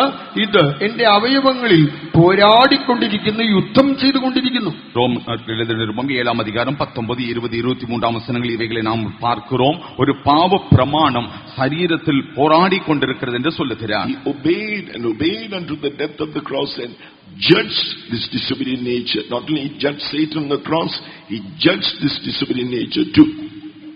യേശു കാൽവറി ക്രൂശിൽ അവൻ മരിച്ചതിലൂടെ താൻ അനുസരിച്ച് അവൻ ഈ അനുസരണക്കേടിന്റെ സ്വഭാവത്തെ തന്റെ മരണത്തിലൂടെ അവൻ ന്യായം വിധിക്കുകയുണ്ടായി. ஆண்டவராய் இயேசு கிறிஸ்து கல்வாரி சிலுவையிலே சாத்தானை நியாயம் தீர்த்தது மாத்திரமல்ல, இந்த கீழ்ப்படியாமையின் சுபாவத்தை, இந்த சுபாவத்தை, பாவ சுபாவத்தையும் அவர் கீழ்ப்படிந்து அதை நியாயம் தீர்த்திருக்கிறார். So we have to believe that and then partake of that same obedience of Christ, believing his perfect obedience is able to deliver us, and in baptism we get that rest. യേശുവിന്റെ അനുസരണത്തിന് നമ്മെ വിടുവിക്കുവാൻ കഴിയുമെന്ന് നമ്മൾ വിശ്വസിക്കുകയും സ്നാനത്തിൽ കൂടി നാം ആ സ്വസ്ഥത അനുഭവിക്കുകയും ചെയ്ത് നാം ഇങ്ങനെ ആ യേശുവിന്റെ അനുസരണത്തിൽ നമ്മളും പങ്കാളികളായി മാറണം. നാം ഇதை விசுவாசித்து ஆண்டவருடைய அந்த கீழ்ப்படிதலை, பூர்ணமான கீழ்ப்படிதலை விசுவாசித்து ஞானஸ்தானத்தின் மூலமாய் இந்த இளைப்பாறுதலை பெற்றுக் கொள்கிறோம். We can't do anything to get that rest. Believing in his perfect obedience, that perfect obedience has, through that perfect obedience of Christ, we are delivered from the disobedient nature. That is what is mentioned in Romans chapter 6, verse 3, verse 4. By baptism you are baptized into his death. ഈ വിശ്രാമം ലഭിക്കുവാൻ നമുക്കൊന്നും ചെയ്യുവാൻ കഴിയുകയില്ല. നമുക്ക് കർത്താവായ യേശുക്രിസ്തുവിന്റെ ആ അനുസരണത്തിൽ പൂർണ്ണമായി വിശ്വസിക്കുവാൻ മാത്രമേ കഴിയൂ. അതുകൊണ്ട് തന്നെ റോമാലേഖനം 6-ാം അധ്യായം 3-4 വാക്യത്തിൽ വായിക്കുമ്പോൾ അവന്റെ മരണത്തിൽ പങ്കാളികളായി തീർന്നതായ സ്നാനത്തിൽ കൂടി നമ്മൾ ഈ വിശ്രാമം പ്രാപിക്കുന്നു. இந்த இளைப்பாறுதலை பெற்றுக்கொள்ளும்படி நாம் சுயமாய் ஒன்றும் செய்ய முடியாது. ஆனால் ஆண்டவர் செய்து முடித்ததான், பூர்ணமாய் கீழ்ப்படிந்து முடித்ததான் அந்த கிரியை நாம், அந்த கல்வாரி சிலுவையில் கிரியை விசுவாசித்து அதை நாம் ஞானஸ்தான சத்தியத்தின் மூலமாக நமக்கு சொந்தமாக்கி அந்த இளைப்பாறுதலை பெற்றுக் கொள்ளலாம். All we have to do is believe and confess with our mouth. Romans 6 verse 11. Reckon, count yourself, think yourselves to be dead indeed unto sin, dead to that disobedient nature, but alive unto God through Jesus Christ to do the will of God. അതുകൊണ്ട് തന്നെ നമ്മൾ ചെയ്യേണ്ടതെന്നാൽ നിങ്ങളെ തന്നെ മരിച്ചവരായി എണ്ണിക്കൊള്ളുവിൻ. Verse 11, reckon yourselves to be dead indeed to sin, to the nature of sin, disobedient nature, but alive unto God through Jesus Christ to do his perfect will. അവണ്ണം തന്നെ നിങ്ങളും പാപസംബന്ധമായി അഥവാ അനുസരണക്കേട് സംബന്ധമായി മരിച്ചവരെന്നും ക്രിസ്തുയേശുവിൽ ദൈവത്തിനായിട്ട് ദൈവത്തിന്റെ ഇഷ്ടം ചെയ്യുവാൻ നിങ്ങൾ ജീവിക്കുന്നുവെന്ന് നിങ്ങളെ തന്നെ എണ്ണിക്കൊള്ളുവിൻ. இளைப்பாறுதலை பெற்றுக்கொள்ளும்படியாக நாம் விசுவாசிக்க வேண்டும், அறிக்கை செய்ய வேண்டும், நாம் எண்ணிக்கொள்ள வேண்டும் என்று ரோமர் 6:11 வாசிக்கிறோமே. பாவத்துக்கு மரித்தவர்களாக அல்லாத அந்த பாவ சுபாவத்துக்கு மரித்தவர்களாகவும் நீதிக்காக, தேவனுடைய சித்தம் செய்யும்படி அந்த நீதிக்காக பிழைத்திருக்கிறவர்களாகவும் நாள்தோறும் நாம் எண்ணிக்கொள்ள வேண்டும்.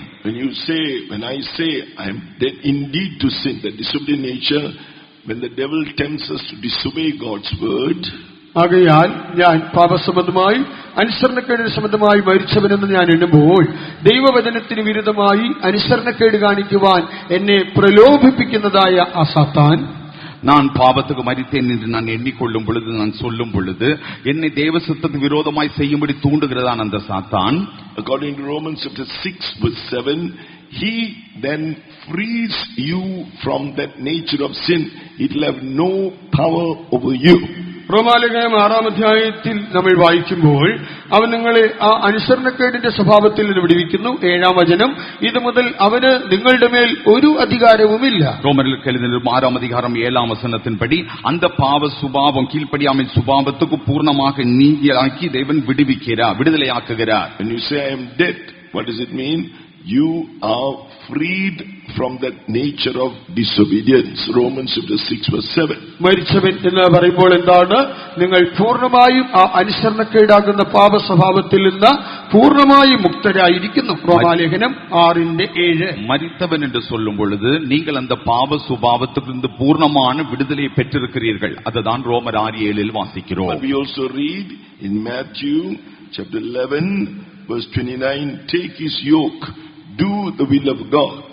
മത്തായി 11:29 വാക്യത്തിൽ വായിക്കുമ്പോൾ അവന്റെ നുകമേറ്റുകൊള്ളുക അഥവാ അവന്റെ ഇഷ്ടം ചെയ്യുക. மத்தேயு 11:29 வாசிக்கும் பொழுது அவருடைய நுகத்தை நாம் ஏற்றுக்கொள்ள வேண்டும், அதாவது அவருடைய சித்தத்தை செய்ய வேண்டும். To do the will of God, we need two things mentioned there: meekness and lowliness of heart that is seen in Jesus Christ our Lord. ദൈവ ഇഷ്ടം ചെയ്യുവാൻ രണ്ട് കാര്യങ്ങൾ ആവശ്യമാണ്. അത് നമുക്കിവിടെ കാണാം. അതെന്തെന്നാൽ നമ്മുടെ കർത്താവായ യേശുക്രിസ്തുവിൽ കാണപ്പെട്ടതായ സൗമ്യതയും താഴ്മയും നമുക്ക് ആവശ്യം. தேவ சித்தம் செய்யும்படி நமக்கு தேவைப்படுகிறது ரெண்டு காரியங்கள் அங்கு வாசிக்கிறோம். கர்த்தராகிய இயேசு கிறிஸ்துவில் உண்டாயிருந்த சாந்தம், மனத்தாழ்மை.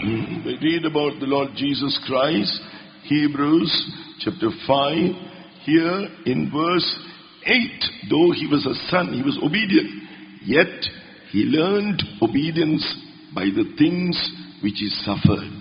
കർത്താവായ യേശുക്രിസ്തുവിനെ കുറിച്ച് എബ്രായർക്ക് എഴുതിയ ലേഖനം 5:8 വാക്യത്തിൽ വായിക്കുമ്പോൾ താൻ ദൈവപുത്രനായിരുന്നു എങ്കിലും താൻ അനുഭവിച്ച കഷ്ടങ്ങളാൽ അനുസരണം പഠിച്ച് തികഞ്ഞവനായി മാറി. எபிரேயர்கள் நிருபம் 5:8 நாம் இப்படி பார்க்கிறோம், அவர் குமாரனாய் இருந்தும் பட்ட பாடுகளினாலே கீழ்ப்படிதலை கற்றுக்கொண்டார். Yes, so we have to learn of Jesus, who was meek and lowly in heart, who perfected the will of God.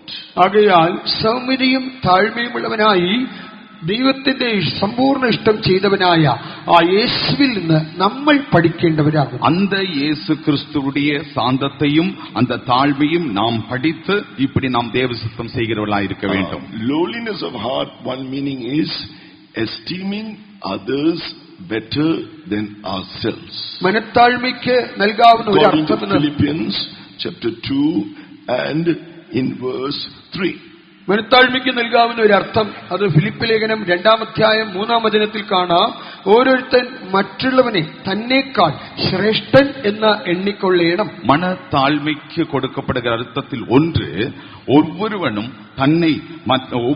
தன்னை பார்க்கிலும் மற்றவர்களை மேன்மையாக எண்ண வேண்டும். அதை பிலிப்பியர் 2:3 நாம் காண்கிறோம். Meekness means ignoring what others do against us or say against us.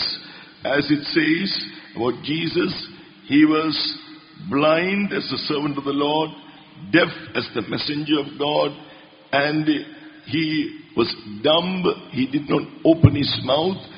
Isaiah chapter 42 from verse 19 and 20.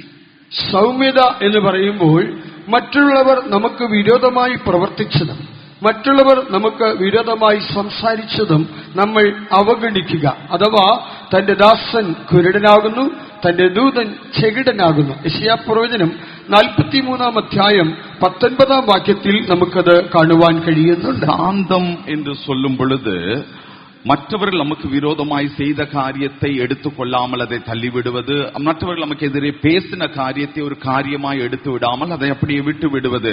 ஏசாயாவின் புஸ்தகம் 42:19 வாசிக்கும் பொழுது அந்த தாசனை குருடன் என்றும் செவிடன் என்றும் நாம் அங்கு பார்க்கிறோம்.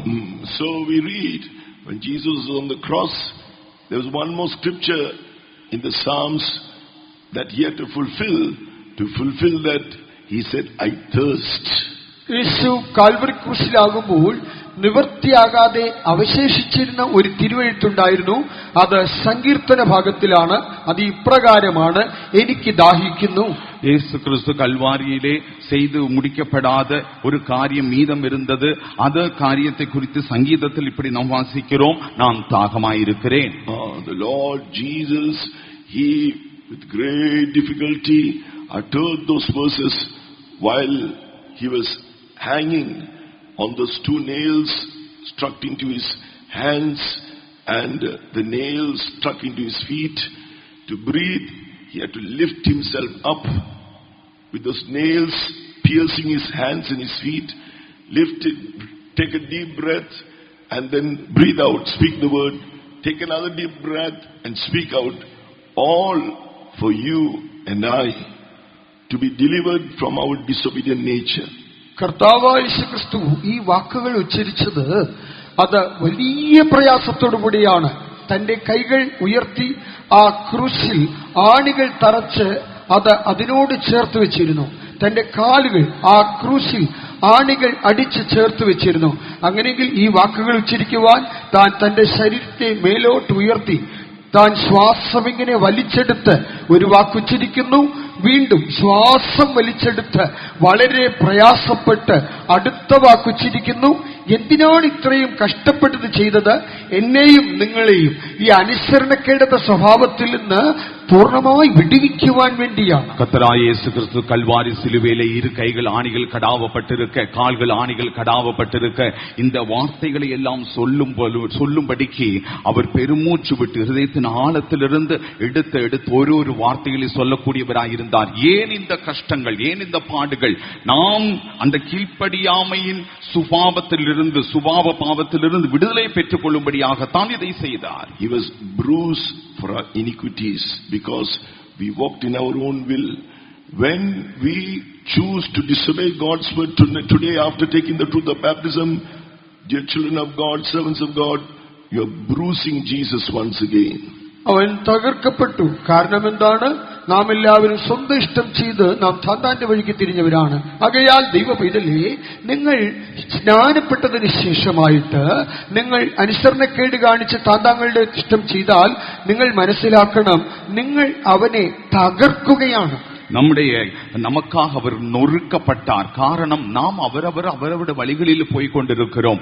ஆனபடினால் ஆனால் ஞானஸ்நானம் எடுத்த பிற்பாடு நமக்கு இப்படி சொந்த வழிகளில் போகும்போது நாம் நினைத்து கொள்ள வேண்டும், நமக்காகத்தான் இப்படி அவர் நொறுக்கப்பட்டிருக்கிறார் என்பதை சிந்திக்க வேண்டும். Let us join with Jesus who obeyed unto the death. Reckon, count, think, I am dead indeed unto the disobedient nature of sin. When he tempts us, you will not only be delivered from the disobedient nature, the disobedient nature leads us to all kinds of lusts of this world and pride of life. We will be delivered from that too. ആകയാൽ നമ്മുടെ ജീവിതത്തിൽ നാം പരീക്ഷിക്കപ്പെടുമ്പോഴെല്ലാം നാം പാപസംബന്ധമായി മരിച്ചവരെന്ന് നമ്മൾ എണ്ണിക്കൊള്ളാം. ഈ അനുസരണക്കേടെന്ന് പറയുന്നത് അത് നമ്മെ തുടർന്ന് ജഡമോഹം, കൺമോഹം, ജീവനത്തിന്റെ പ്രതാപം എന്നിവയിലേക്ക് വഴി നടത്തുന്നു. ആകയാൽ നമുക്ക് കർത്താവായ യേശുക്രിസ്തുവിനോട് ചേർന്നിരിക്കാം. നാം പരീക്ഷിക്കപ്പെടുമ്പോഴെല്ലാം പാപத்துக்கு மரித்தவர்களாய் நாம் நம்மை நாமே எண்ணிக்கொள்ள வேண்டும். பாவ சுபாவம் என்று சொல்லும் பொழுது அதோடு இச்சை, கண்களின் இச்சை, மாம்சத்தின் இச்சை, ஜீவனத்தின் பெருமையும் அதில் உள்ளடங்கி இருக்கிறது. Then we come to the next step, that is, when we are filled with the Holy Spirit, He gives us a rest, as we heard last night in Isaiah chapter 28 verse 11 and 12. Of which stammering lips and another tongue will He speak unto these people, this to whom He said, this is the rest wherewith He may cause the weary to rest, and this is the refreshing, yet they would not hear. അടുത്ത ഘട്ടത്തിൽ നാം പരിശുദ്ധാത്മാഭിഷേകം പ്രാപിക്കുമ്പോൾ നാം ഇന്നലെയും കേട്ടതുപോലെ നമ്മൾ ആ സ്വസ്ഥത, ആ വിശ്രാമം അനുഭവിക്കുകയാണ്. യെശയ്യാപ്രവചനം 28-ാം അധ്യായം 11-ാം വാക്യത്തിൽ നമ്മൾ കാണുന്നുണ്ട്, വിക്കി വിക്കി പറയുന്ന അധരങ്ങളാലും അന്യഭാഷയിലും അവൻ ഈ ജനത്തോട് സംസാരിക്കും. ഇതാകുന്നു സ്വസ്ഥത, ക്ഷീണിച്ചിരിക്കുന്നവന് സ്വസ്ഥത കൊടുപ്പിൻ, ഇതാകുന്നു വിശ്രാമം. அடுத்து இளைப்பாறுதலை பெற்றுக் கொள்ளுகிறது பரிசுத்தாவின் அபிஷேகத்தின் நிறையும் பொழுது. ஏசாயாவின் புஸ்தகம் 28-ஆம் அதிகாரம் 11-12 வாசிக்கும் பொழுது, பரியாச உதடுகளினாலும் அந்நிய பாஷையினாலும் இந்த ஜனத்தோட பேசுவார். இதுவே நீங்கள் இளைத்தவனை இளைப்பாற பண்ணத்தக்க இளைப்பாறுதல், இதுவே ஆறுதல். How do you get that peace? How do you get that rest when you are filled with the Holy Spirit? നിങ്ങൾ പരിശുദ്ധാത്മാവിന്റെ സഹായത്താൽ എങ്ങനെയാണ് ഈ വിശ്രാമം അനുഭവിക്കുന്നത്? നിങ്ങൾ இந்த பரிசுத்தாவில் நிரம்பும் பொழுது எப்படி இந்த இளைப்பாறுதலை பெறுகிறீர்கள்? Because as it says in Isaiah chapter 11 verse 10, His rest shall be glorious, or His rest shall be glory.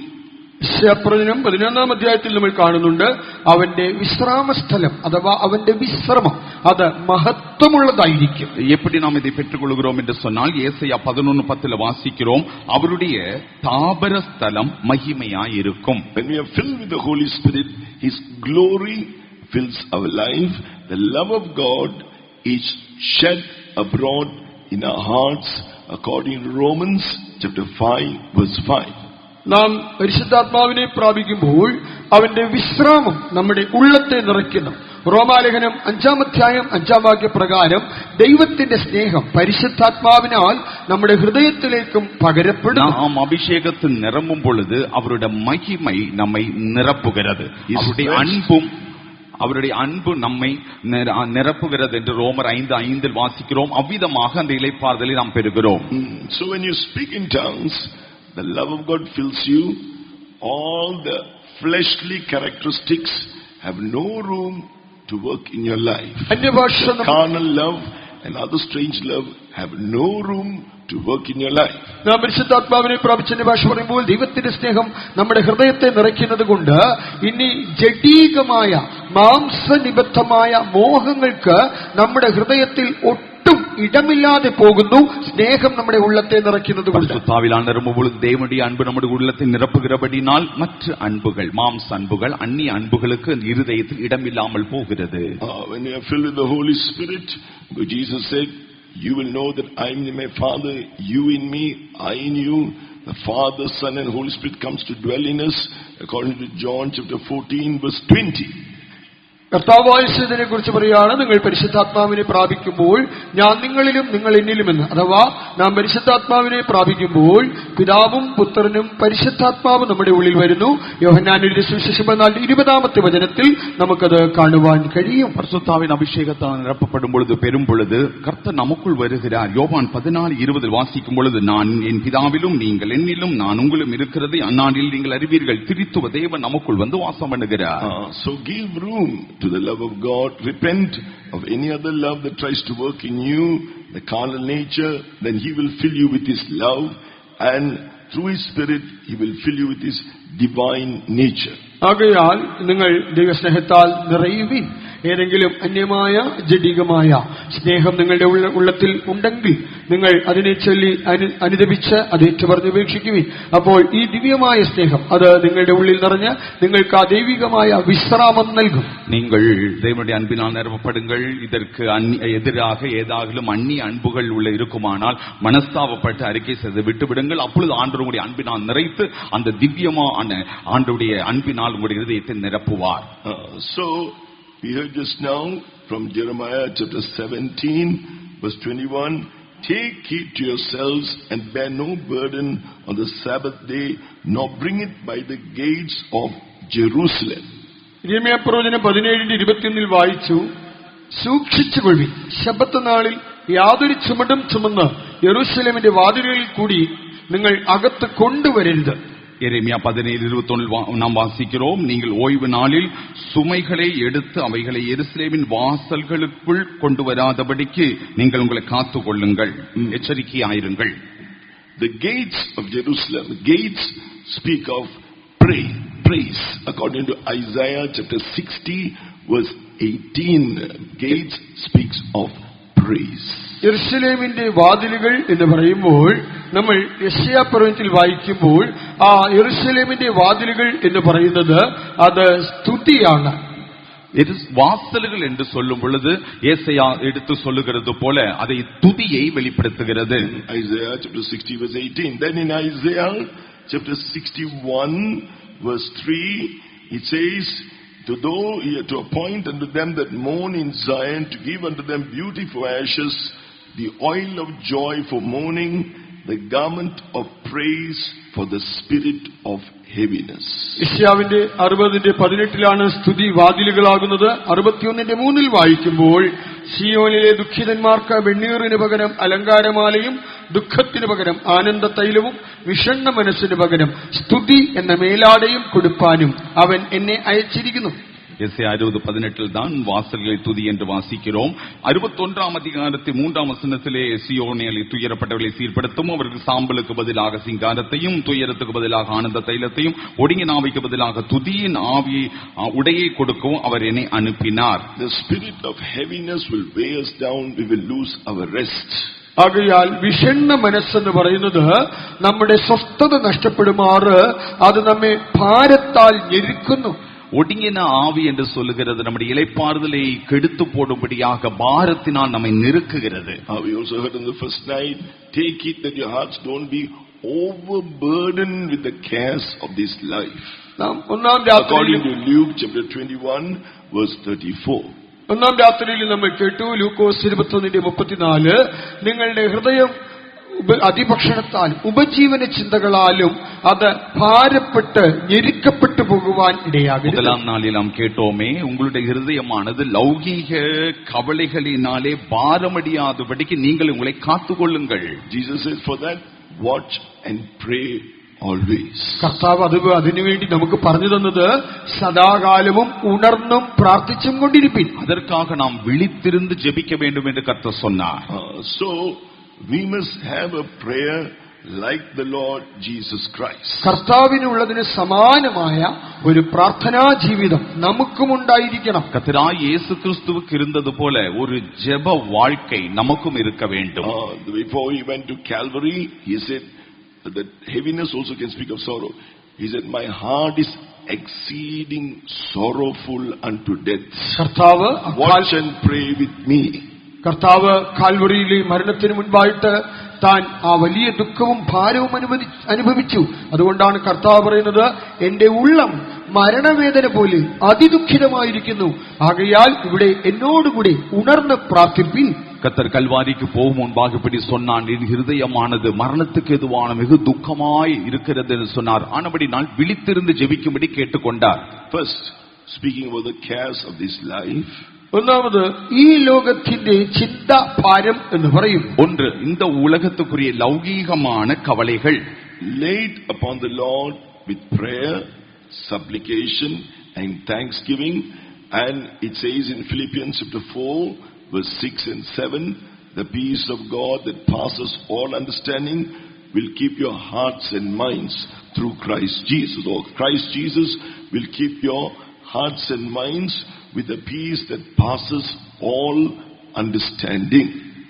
നിങ്ങൾ ആ ഭാരങ്ങളെല്ലാം കർത്താവിന്റെ മേൽ ഇട്ടുകൊള്ളുവിൻ.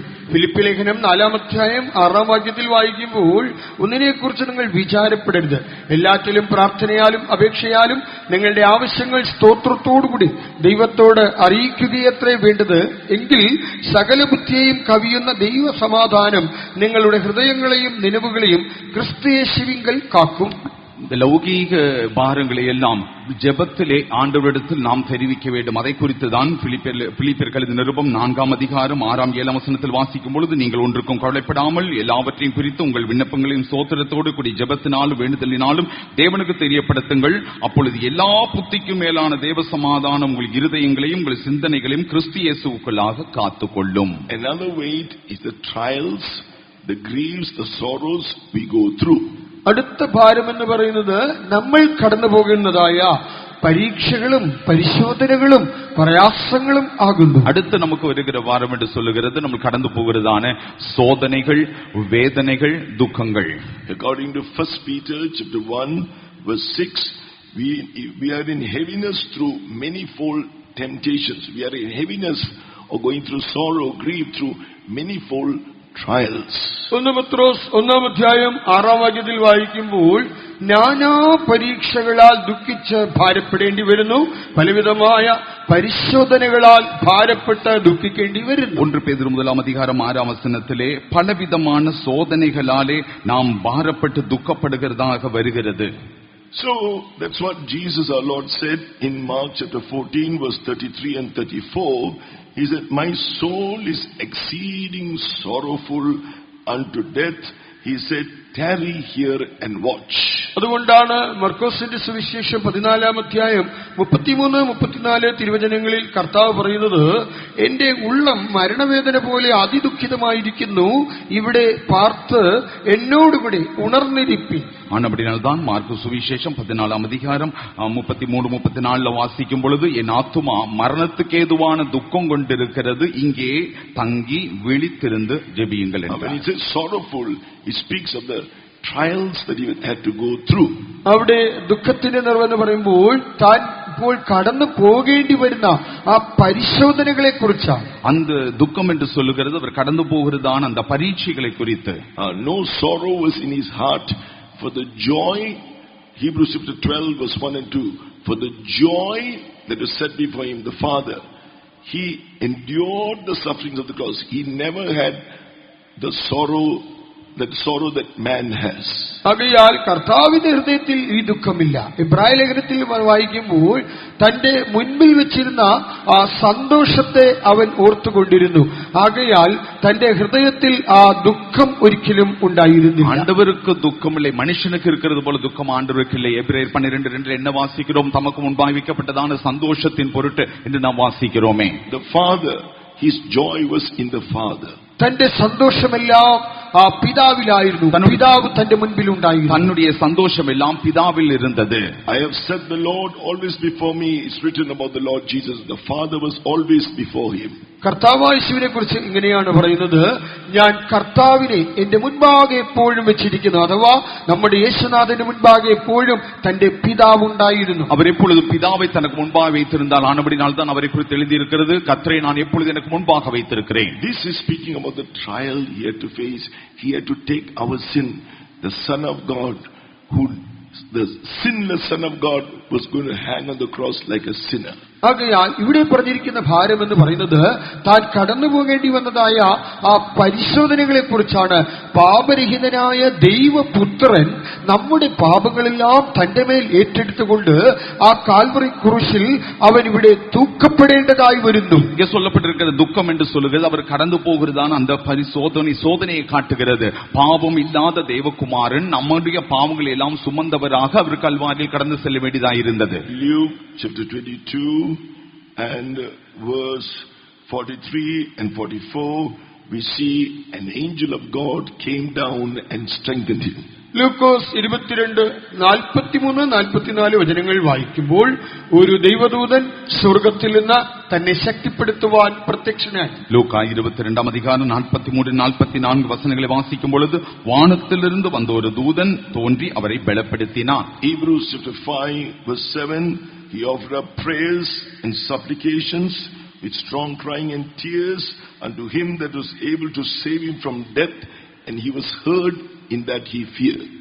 എബ്രായർ 5:7 വായിക്കുമ്പോൾ തന്നെ മരണത്തിൽ നിന്ന് രക്ഷിപ്പാൻ കഴിയുന്നവനോട് ഉറച്ച നിലവിളിയോടും കണ്ണുനീരോടും കൂടി അപേക്ഷിക്കുകയും അഭയാചന കഴിക്കുകയും ഭയഭക്തി നിമിത്തം തനിക്ക് ഉത്തരം ലഭിക്കുകയും ചെയ്തു. എബ്രായർ 5:7 அவர் மாம்சத்தில் இந்த நாட்களில் தம்மை மரணத்திலிருந்து ரட்சிக்க வல்லமையுள்ளவரை நோக்கி பலத்த சத்தத்தோடும் கண்ணீரோடும் விண்ணப்பம் பண்ணி வேண்டுதல் செய்து தமக்குண்டான பயபக்தி நிமித்தம் கேட்கப்பட்டார். Prayer and supplication, cry out to God.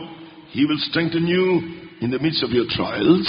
പ്രാർത്ഥനയോടും അപേക്ഷയോടും കൂടെ ദൈവത്തോട് നിലവിളിക്കുമെങ്കിൽ നിങ്ങളുടെ സകല പരീക്ഷകളിലും ദൈവം നിങ്ങളെ തീർച്ചയായും ശക്തിപ്പെടുത്തും. വിണ്ണപ്പത്തോട് വേണ്ടുதலோடும் கண்ணீரோடு கூட நீங்கள் அவரை நோக்கி கூப்பிடுவீர்களானால் உங்களுடைய எல்லா சோதனைகளிலும் கர்த்தர் உங்களை விடுவிப்பார்.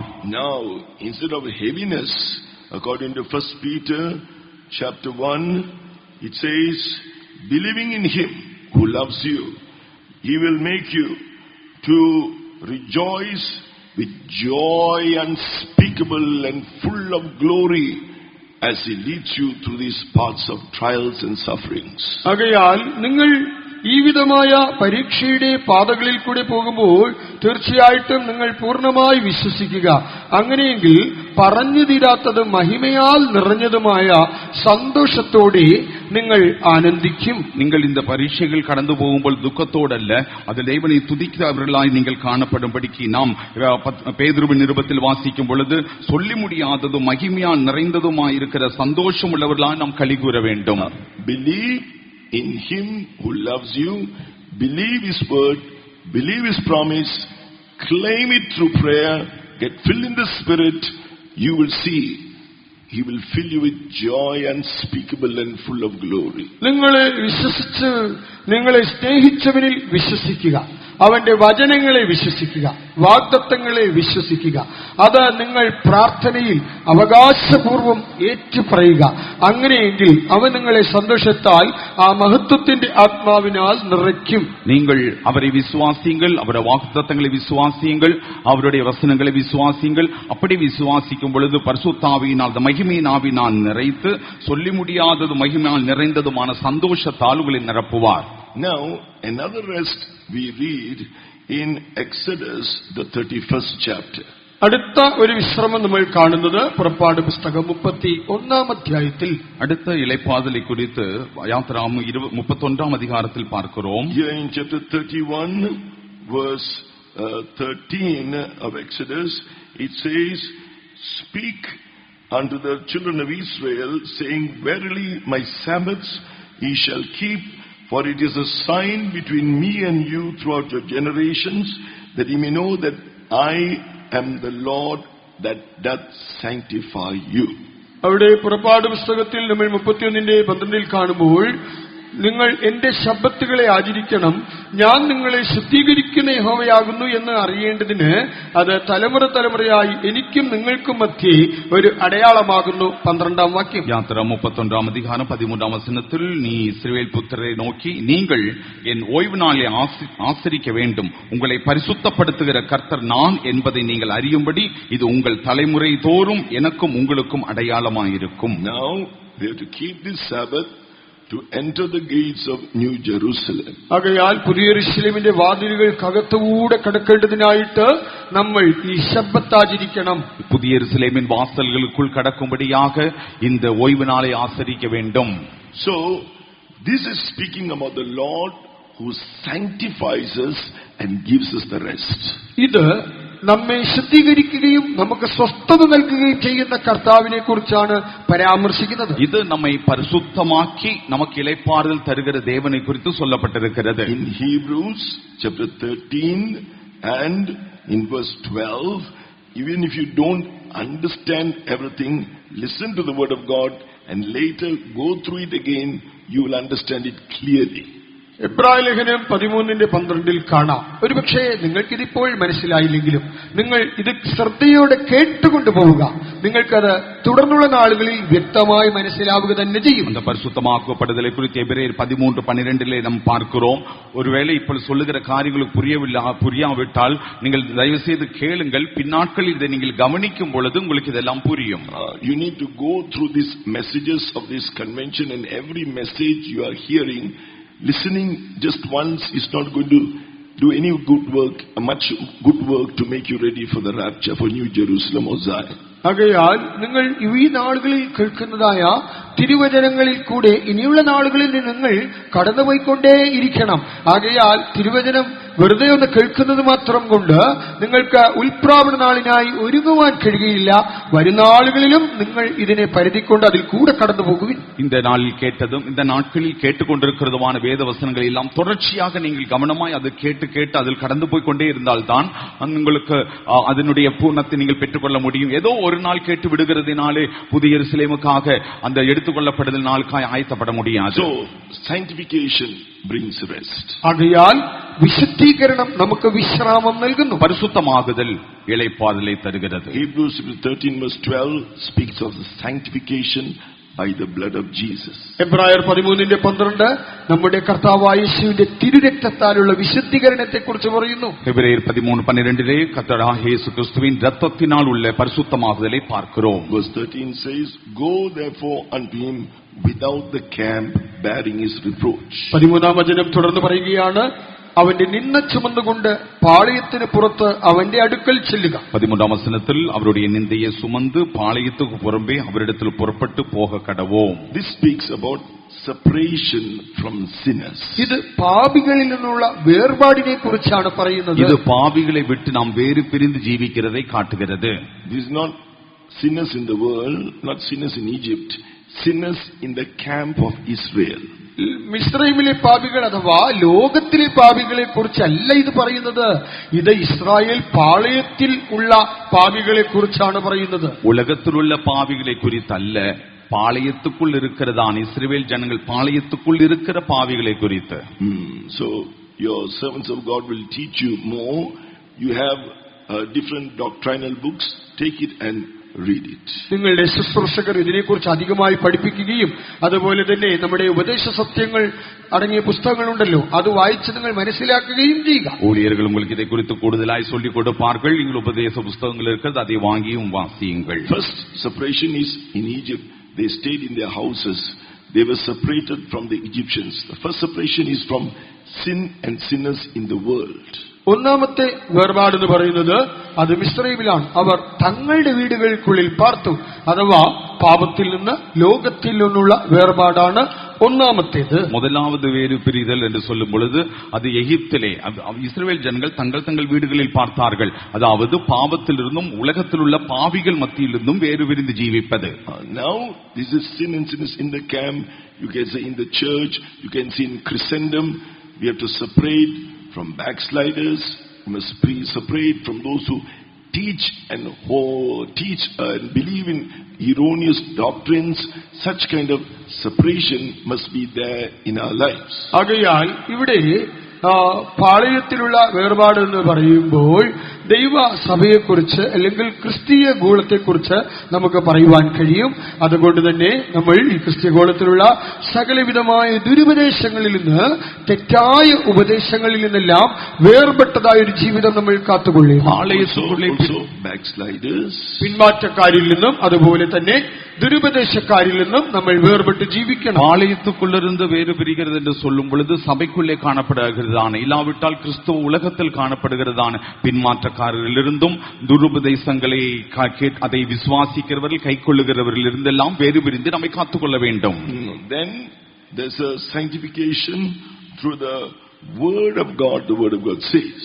തുടർന്ന് തിരുവചനം പറയുന്നത് നമുക്ക് ദൈവവചനത്തിൽ കൂടെ ഒരു വിശുദ്ധീകരണമുണ്ട്. தொடர்ந்து தேவ வசனத்தின் மூலமாயுள்ள பரிசுத்தமாதலை குறித்தும் வேதத்தில் பார்க்கிறோம். Jesus said, now you are clean to the word of God which I have spoken unto you. യേശു പറയുകയാണ്, ഞാൻ ഇപ്പോൾ നിങ്ങളോട് സംസാരിച്ച വചന നിമിത്തം നിങ്ങൾ ശുദ്ധിയുള്ളവരായി തീർന്നു. இப்பொழுது உங்களுக்கு John chapter 15 verse 3.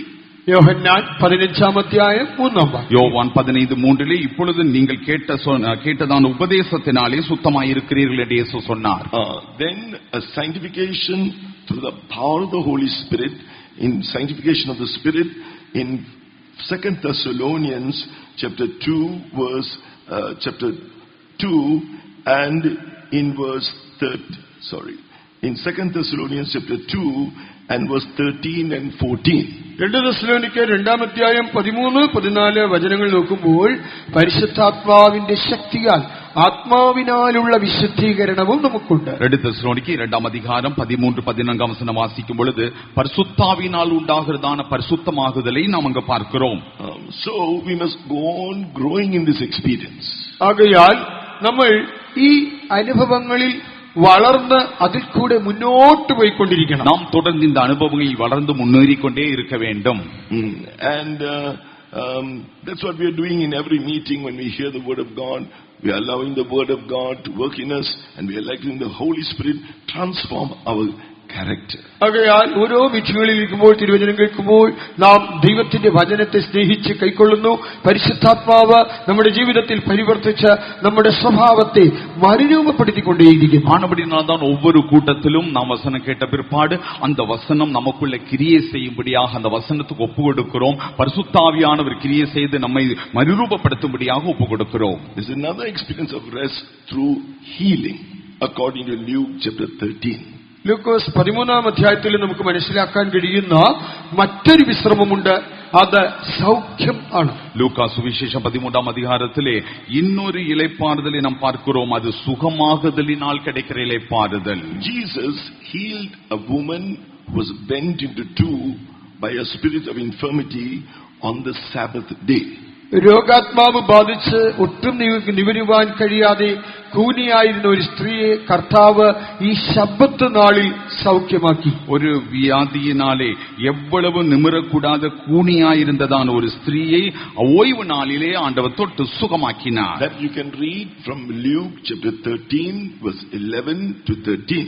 ലൂക്കോസ് 13-ാം അധ്യായം 11 മുതൽ 13 വരെയുള്ള വചനങ്ങളിൽ ഈ സംഭവം കാണാം. லூக்கா 13-ாம் அதிகாரம் 11 வசனம் தொடங்கி 13-ாம் வசனம் வரைக்கும் இந்த சம்பவத்தை பார்க்கலாம். She was bound into for 18 years.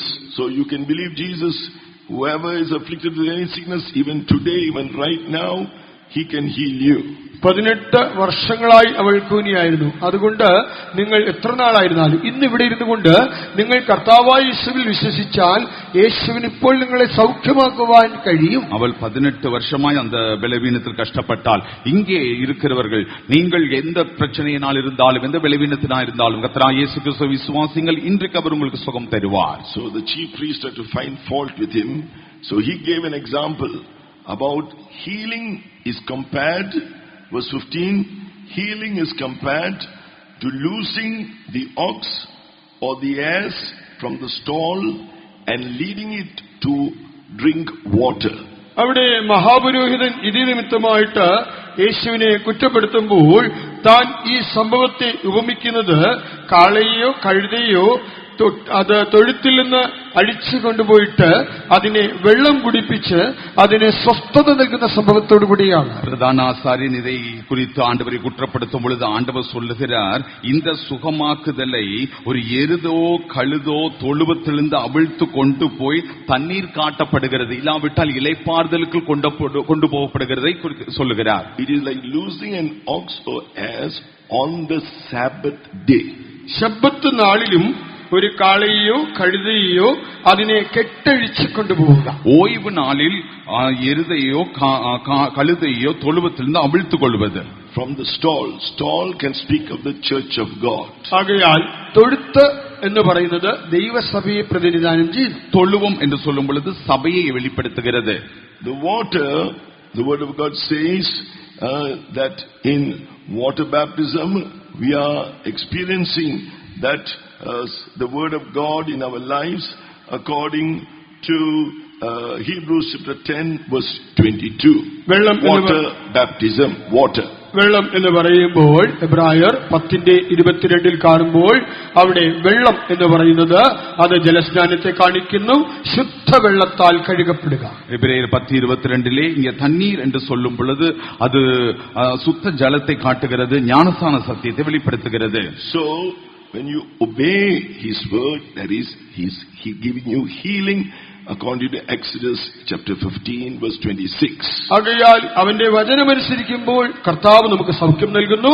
അത് പുറപ്പാട് പുസ്തകം 15:26 കാണാം. கர்த்தருடைய வசனத்தை நாம் கைக்கொள்ளும் பொழுது கீழ்ப்படியும் பொழுது தேவன் நமக்கு சுகத்தை தருகிறார். யாத்ராகமம் 15:26 பார்க்கிறோம். So in obedience of baptism there is healing. ആകയാൽ ജലസ്നാനത്തിലെ നിങ്ങൾ അനുസരിക്കുമ്പോൾ അതാകുന്നു സൗഖ്യം. ஞானஸ்தானத்துக்கு கீழ்ப்படியும் பொழுது அங்கே நமக்கு சுகம் கிடைக்கிறது. Ephesians chapter 5 verse 26, that is the truth. The water can speak of the truth, the word of God which is the truth. That is why Ephesians chapter 5 verse 26, he is sanctifying and cleansing us with the washing of water by the word. എഫേസ്യ ലേഖനം 5:26 അവിടെ വെള്ളം എന്ന് പറയുമ്പോൾ സത്യം എന്ന് നമുക്ക് കാണുവാൻ കഴിയും. അതുകൊണ്ടാണ് അതിന്റെ 26-ാം വാക്യത്തിൽ കാണുമ്പോൾ വചനത്തോടുകൂടിയ ജലസ്നാനത്താൽ വെടിപ്പാക്കി വിശദീകരിക്കേണ്ടതിന്. எபேசியர் 5:26 அங்க தண்ணீர் என்று சொல்லுகிறது சத்தியத்தை வெளிப்படுத்துகிறது. தாமதை திருவசனத்தை கொண்டு தண்ணீர் முழுக்கினால் சுத்திகரித்து என்று வாசிக்கிறோம். Then water, Jesus spoke, if any man is thirsty, let him come to me and drink. Out of his heart will flow rivers of living water, speaking about the baptism of the Holy Spirit. John chapter 7 verse 37 and 38. അടുത്തതായി വെള്ളം എന്ന് പറയുമ്പോൾ കർത്താവായ പ്രകാരമാണ് പറയുന്നത്, ദാഹിക്കുന്നേവരും എന്റെ അടുക്കൽ വന്ന് കുടിക്കട്ടെ, വിശ്വസിക്കുന്നവന്റെ ഉള്ളിൽ നിന്ന് ജീവജലത്തിന്റെ നദികൾ ഒഴുകും. അത് പരിശുദ്ധാത്മാവിന്റെ അഭിഷേകത്തെ പ്രാപിക്കുന്നതിനെയാണ് കാണിക്കുന്നത്. அடுத்து தண்ணீர் என்று சொல்லும் பொழுது பரிசுத்தாவின் அபிஷேகத்தை குறித்து ஆண்டவர் சொல்லுகிறார். அவர் சொல்லும் பொழுது தாகமாயிருக்கிறவன் என்னிடத்தில் வந்து தண்ணீர் குடிக்கட்டும், அவருடைய இருதயத்திலிருந்து ஜீவ தண்ணீர் உள்ள நதிகள் புறப்பட்டு ஓடும் என்று அபிஷேகத்தை குறித்து சொல்லுகிறார். 1 Corinthians chapter 12 verse 13, by one spirit we are made, we are baptized into one body and made to drink into one spirit. 1 Corinthians 12:13 വായിക്കുമ്പോൾ നിങ്ങൾ ഏകാത്മാവിനാൽ സ്നാനമേറ്റും ഏകാത്മാവിനെ പാനം ചെയ്തുമിരിക്കുന്നു, അത് ക്രിസ്തുവിൽ ഏക ശരീരമാകുമാറ്. 1 Corinthians 12:13 எல்லாரும் ஒரே ஆவியினாலே ஒரே சரீரத்துக்குள்ளா ஞானஸ்நானம் பட்டு எல்லாரும் ஒரே ஆவிக்குள்ளாகவே தாகம் தீர்க்கப்பட்டோம். So by the truth of baptism, by the word of God, and by the anointing of the Holy Spirit, you can experience this healing and this rest. Thereby your body will experience that rest too. ജലസ്നാന സത്യത്തിലൂടെ, ദൈവവചനത്തിൽ കൂടെ, പരിശുദ്ധാത്മാവിന്റെ അഭിഷേകത്തിൽ കൂടെ നിങ്ങൾക്ക് ഈ സൗഖ്യമാകുന്ന വിശ്രാമം അനുഭവിക്കാം. എന്ന് വെച്ചാൽ നിങ്ങളുടെ ശരീരവും ഈ സ്വസ്ഥത അനുഭവിക്കുന്നു. ஞானஸ்நான சத்தியத்தின் மூலமாய், தேவ வசனத்தின் மூலமாக, பரிசுத்தாவின் அபிஷேகத்தின் மூலமாக இந்த தண்ணீர் எல்லாவற்றின் இளைப்பாறுதலை நீங்கள் பெற்றுக்கொள்ளலாம். அதாவது உங்கள் சரீரமும் கூட இந்த சுகமாகிய இளைப்பாறுதலை அனுபவிக்கும். Now there is a rest that comes through a victorious life. ജയകരമായ ജീവിതത്തിൽ കൂടി വരുന്ന ഒരു വിശ്രാമം കൂടിയുണ്ട്. ஜெய ஜீவியத்தின் மூலமாய் கிடைக்கிறதான ஒரு இளைப்பாறுதல் இருக்கிறது. Turning to Numbers the 10th chapter. സംഖ്യാപുസ്തകത്തിലെ 10ാം അധ്യായത്തിലേക്ക് നമ്മൾ വരികയാണെങ്കിൽ, என்னாகமம் 10ஆம் அதிகாரத்துக்கு வரும் பொழுது, here in Numbers chapter 10 verse 33 to 34, it is speaking about the journeying of the children of Israelites in the desert. 33-34 വചനങ്ങളിൽ ഇസ്രായേൽ മക്കളുടെ മരുഭൂ പ്രയാണത്തെ കുറിച്ച് അവിടെ പറഞ്ഞിരിക്കുന്നു. 33-34 വചനങ്ങളിലെ ഇസ്രായേൽ ജനങ്ങളുടെ വനാന്തര പ്രയാണത്തെ കുറിച്ച് பார்க்கிறோம். So here we see that the ark of the covenant of the Lord went before them to search a resting place for them in verse 33. അവിടെ 33-ാം വാക്യം വായിക്കുമ്പോൾ അവർക്ക് വിശ്രമസ്ഥലം അന്വേഷിക്കേണ്ടതിന് യഹോവയുടെ നിയമപ്പെട്ടകം അവർക്ക് മുൻപാകെ പോകുന്നു. 33ஆம் வசனத்திலே கர்த்தருடைய உடன்படிக்கை பெட்டி அவர்களுக்கு இளைப்பாறும் ஸ்தலத்தை தேடி காட்டும்படி அவர்களுக்கு முன் சென்றது. So and verse 35, it came to pass when the ark set forward that Moses said, Rise up, Lord, and let thine enemies be scattered, and let them that hate thee flee before thee. 35-ാം വാക്യത്തിൽ മോശെ പ്രകാരമാണ് പെട്ടകം പുറപ്പെടുമ്പോൾ പറയുന്നത്, യഹോവേ എഴുന്നേൽക്കണമേ, നിന്റെ ശത്രുക്കൾ ചിതറുകയും നിന്നെ പകയ്ക്കുന്നവർ നിന്റെ മുമ്പിൽ നിന്ന് ഓടിപ്പോകുകയും ചെയ്യട്ടെ. 35ஆம் வசனத்திலே பெட்டியானது புறப்படும் போது மோசே ஜெபிக்கிறார், கர்த்தாவே எழுந்தருளும், உம்முடைய சத்துருக்கள் சிதறடிக்கப்படுவார்களாக, உம்மை பகைக்கிறவர்கள் உமக்கு முன்பாக ஓடி போவார்களாக. So we are supposed to be having that experience of the ark of the covenant. We must be having that experience. ആകയാൽ ആ നിയമപ്പെട്ടകത്തിന്റെ ആ വിശ്രാമത്തിന്റെ അനുഭവം അത് നമ്മൾ പ്രാപിക്കേണ്ടവരാകുന്നു. അഥവാ നമ്മളാണ് ഈ അനുഭവം ഉള്ളവരാകേണ്ടിയിരിക്കുന്നത്. இந்த உடன்படிக்கை பெட்டியின் அனுபவத்தை நாம் சொந்தமாக நாம் அனுபவிக்க நாம் பெற்றிருக்க வேண்டும். So the cloud was upon them day by day, and Moses was there leading them. മേഘസ്തംഭം അവർക്ക് മുൻപാകെ കടന്നുപോയിക്കൊണ്ടിരുന്നു, മോശെ അവരെ വഴി നടത്തിക്കൊണ്ടിരുന്നു. மேகஸ்தம்பம் பகலிலே அவர்களுக்கு மேலே முன் சென்றது, மோசே அவர்களை வழி நடத்தினார். So just to say in short, this ark of the covenant, according to Exodus chapter 24 verse 3 onwards, പുറപ്പാട് പുസ്തകം 24-ാം അധ്യായം 3-ാം വാക്യപ്രകാരം യഹോവയുടെ നിയമപ്പെട്ടകം എന്ന് പറയുമ്പോൾ, യാത്രാവും 24:3 വാസിക്കും പൊழுது ഉടമ്പടിക്കയെ പെട്ടിയെ குறித்து, here he heard what God had given us his judgments and what had to be told to the Israelites. He spoke to them. In verse 3 they said, all what the Lord has said will we do. അവർക്ക് നൽകുന്നതായ ചട്ടങ്ങൾ പ്രമാണങ്ങളെ കുറിച്ചെല്ലാം ദൈവം അവരോട് അരുളി ചെയ്യുമ്പോൾ എല്ലാ ഇസ്രായേലിയും പറയുന്നത്, കർത്താവ് ഞങ്ങളോട് അരുളി ചെയ്യുന്നതൊക്കെയും ഞങ്ങൾ അനുസരിച്ച് പ്രവർത്തിക്കും. கர்த்தருடைய வார்த்தைகள் நியமங்கள் யாவற்றையும் மோசே ஜனங்களுக்கு அறிவித்த போது அவர்கள் சொன்ன காரியம் கர்த்தர் அருளின எல்லா வார்த்தைகளின்படியும் நாங்கள் செய்வோம். So all what God is speaking to us after we take the way to the baptism until the rapture, when we are obeying all that, we are that ark of the covenant. ആകയാൽ ജലസ്നാനം സ്വീകരിച്ച് കർത്താവിന്റെ വരവിൽ എടുക്കപ്പെടുന്നത് വരെയും നാം എല്ലാവരും ആ പ്രമാണങ്ങളെ അനുസരിക്കും. എന്തുകൊണ്ടെന്നാൽ നമ്മളാണ് ആ നിയമപ്പെട്ടകം. நம் ஞானஸ்நானம் எடுத்து பரிசுத்தாவின் அபிஷேகம் பெற்ற பிற்பாடு நமக்கு சொல்லப்படுகிறதான ஒவ்வொரு காரியங்களையும் எல்லாவற்றையும் நாம் கைக்கொண்டு நாம் கர்த்தருடைய வருகைக்கு வரையும் அதை கைக்கொள்ள வேண்டும். காரணம் நாம் தான் அந்த உடன்படிக்கை பெட்டி. Jesus came to the will of God, as you heard on the cross. He shed his last drop of blood to be faithful to the Father. ആകയാൽ കർത്താവായ യേശുക്രിസ്തു ദൈവിഷ്ടം ചെയ്യുവാൻ വന്ന് അവൻ കാൽവരി ക്രൂശിൽ പിതാവിന്റെ സമ്പൂർണ്ണ ഇഷ്ടം ചെയ്യേണ്ടതിന് തന്റെ രക്തത്തിലെ അവസാന തുള്ളി വരെയും അവൻ ചൊരിയുകയുണ്ട്. தேவசித்தம் செய்யும்படி வந்த கர்த்தராகிய இயேசு கிறிஸ்து கல்வாரி சிலுவையிலே மரிக்கும் பொழுது கடைசி சொட்டு இரத்தத்தையும் அவர் சிந்தினார். Here Exodus 24, the covenant Jesus made. This is the covenant of the New Testament in my blood. പുറപ്പാട് പുസ്തകം ഈ നിയമത്തെ കുറിച്ച് പറയുമ്പോൾ യേശു ഇങ്ങനെയാണ് പറയുന്നത്, ഈ നിയമം എന്റെ രക്തത്തിൽ പുതിയ നിയമം ആകുന്നു. இந்த நியமத்தை குறித்து படிக்கும் பொழுது இந்த நியமம் என் இரத்தத்தினாலான புதிய உடன்படிக்கை என்று நாம் யாத்திராகமத்தில் படிக்கிறோம். Exodus 23 and verse 6 and 7, after they said we will do what God has said, Moses sacrificed the burnt peace offerings of oxen unto the Lord and took the blood and he sprinkled it on the altar. മൂന്നാം വാക്യത്തിൽ യഹോവയുടെ ചട്ടങ്ങൾ, വചനങ്ങൾ, കൽപ്പനകളെല്ലാം അനുസരിക്കാമെന്ന് അവർ പറഞ്ഞതിനു ശേഷം ആറാം വാക്യത്തിൽ വായിക്കുമ്പോൾ അവിടെ മോശെ കാളകളെയെല്ലാം എടുത്ത് സമാധാനയാഗമായി അർപ്പിച്ചു. He sprinkled it on the altar. അത് യാഗപീഠത്തിൽ ആ രക്തം അവൻ തളിച്ചു. അവൻ ജനത്തിന്റെ മേലും ആ രക്തം തളിച്ചു. இங்கே 24ஆம் அதிகாரம் 7-8 வசனத்தில் வாசிக்கும் பொழுது உடன்படிக்கை புத்தகத்தில் உள்ளதெல்லாம் வாசித்த பிற்பாடு அந்த மோசே காளைகளை எடுத்து பலி செலுத்தி அதன் ரத்தத்தை எடுத்து ஜனங்கள் மேல் தெளிக்கிறார். இந்த உடன்படிக்கையின் ரத்தம் இதுவே என்று சொல்லுகிறார். Verse 6, he sprinkled it on the altar. He sprinkled also on the people. Verse 8, to show for us, it means as Jesus, he made this covenant with us through his blood.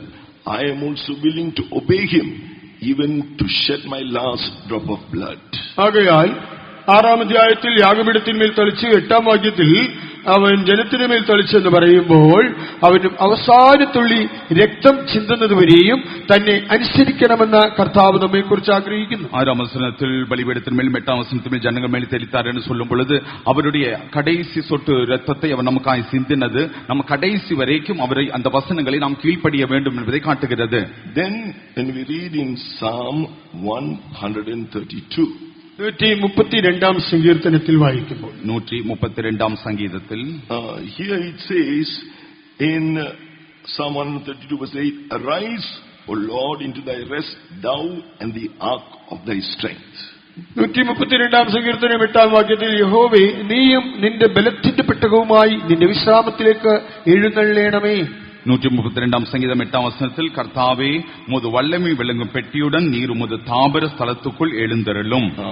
Where God dwells, his power abides there.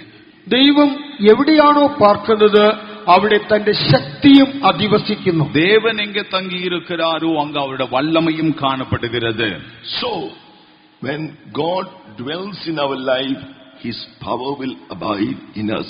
We will become the ark of God's strength. അപ്പോൾ ദൈവം നമ്മിൽ വസിക്കുമ്പോൾ, ദൈവശക്തി നമ്മുടെ ഉള്ളിൽ തിങ്ങി നിറഞ്ഞിരിക്കുമ്പോൾ നാം തന്നെ ദൈവത്തിന്റെ ബലത്തിന്റെ പെട്ടകമായി നമ്മൾ മാറുന്നു. தேவன் நம்மில் வாசம் செய்யும் பொழுது அவருடைய வல்லமை நமக்குள் வசிக்கிறது. அப்படி நாம் தேவனுடைய வல்லமை விளங்கும் பெட்டியாக மாறுகிறோம். True, the power of God is given for one part of the power is given for signs and wonders. When the power works in us, mighty signs and wonders will happen in your life according to Romans chapter 15 verse 18 and 19. റോമാലേഖനം 15 18 19 വാക്യങ്ങൾ പറയുമ്പോൾ ആ ശക്തിയുടെ ഒരു ഭാഗം എന്ന് പറയുന്നത് അത്ഭുതങ്ങൾ, അടയാളങ്ങൾ, വീര്യപ്രവർത്തികൾ എന്ന് നമുക്ക് കാണുവാൻ കഴിയുന്നു. இந்த வல்லமை நமக்குள் இருக்கும் பொழுது அதன் மூலமாக அற்புதங்களும் அடையாளங்களும் பலத்த கிரியைகளும் வெளிப்படுகிறது. அதை குறித்து ரோமர் 15 அதிகாரம் 18 வசனத்தில் பார்க்கிறோம். 15 verse 18 and 19. റോമർ 15 18 19 വചനങ്ങൾ. ரோமர் 15 18 19. But more than that, the power of God will keep you, will do its work in you to make you perfect. 1 Peter chapter 1 verse 5, who are kept by the power of God through faith until that salvation to be revealed in the last time, that final salvation, that perfection. എന്നാൽ അതിനേക്കാൾ ഉപരിയായി ഈ ദൈവത്തിന്റെ ശക്തി എന്നത് നിങ്ങളെ കർത്താവിന്റെ വരവിനാളിൽ തികഞ്ഞവരായി സൂക്ഷിക്കുവാൻ മതിയായതാണ്. അതുകൊണ്ടാണ് 1 പത്രോസ് 1 അധ്യായം 5 വാക്യത്തിൽ വായിക്കുമ്പോൾ വിശ്വാസത്താൽ ദൈവശക്തിയിൽ നിങ്ങൾ ആ തേജസ്സിനാളിനായി ദൈവശക്തിയിൽ കാക്കപ്പെടുന്നു. அதை பார்க்கலும் மேன்மையான ஒரு காரியம் தான் இந்த வல்லமை நம்மை காக்கிறது, நம்மை பூர்ணப்படுத்துகிறது. 1 பேதுரு 1:5 வாசிக்கும் பொழுது கடைசி காலத்தில் வெளிப்பட ஆயத்தமாக்கப்பட்டிருக்கிற ரட்சிப்புக்கு ஏதுவாக விசுவாசத்தை கொண்டு தேவனுடைய பலத்தினாலே காக்கப்படுகிற உங்களுக்கு அந்த சுதந்திரம் பரலோகத்தில் வைக்கப்பட்டிருக்கிறது. According to Deuteronomy chapter 11 verse 22 to 25. ആവർത്തന പുസ്തകം 11 അധ്യായം 22 മുതൽ 25 വരെയുള്ള വചനങ്ങൾ കാണുമ്പോൾ உபாகம் 11 அதிகாரம் 22 முதல் 25 வசனங்களை பார்க்கும் பொழுது when we keep his diligently to keep all his commandments, when you diligently keep all his commandments, verse 22, do them, love the Lord your God, walk in his ways, cleave unto them, cleave unto him.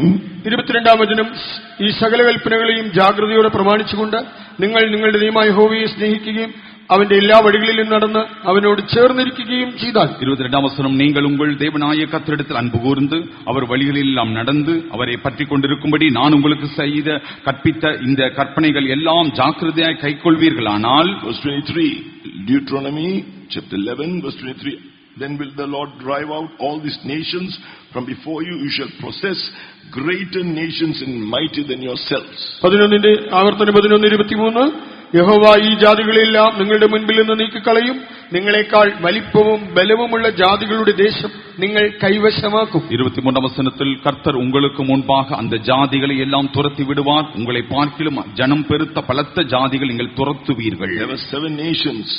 One of the explanation the saints have given is Romans chapter 8 verse 35, tribulation, distress, persecution, famine, nakedness, peril, sword. Romans 8 verse 35, he will drive out those nations, you will become an overcomer.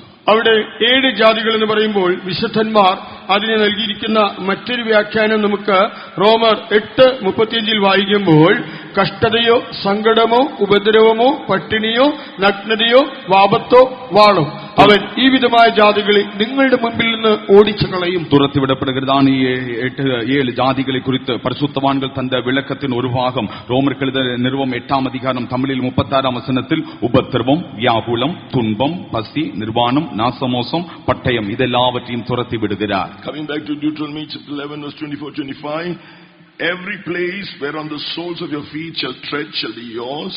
From the wilderness and Lebanon, from the river Euphrates, unto the uttermost sea shall your coast be. Verse 25, there shall no man for us means no evil spirit.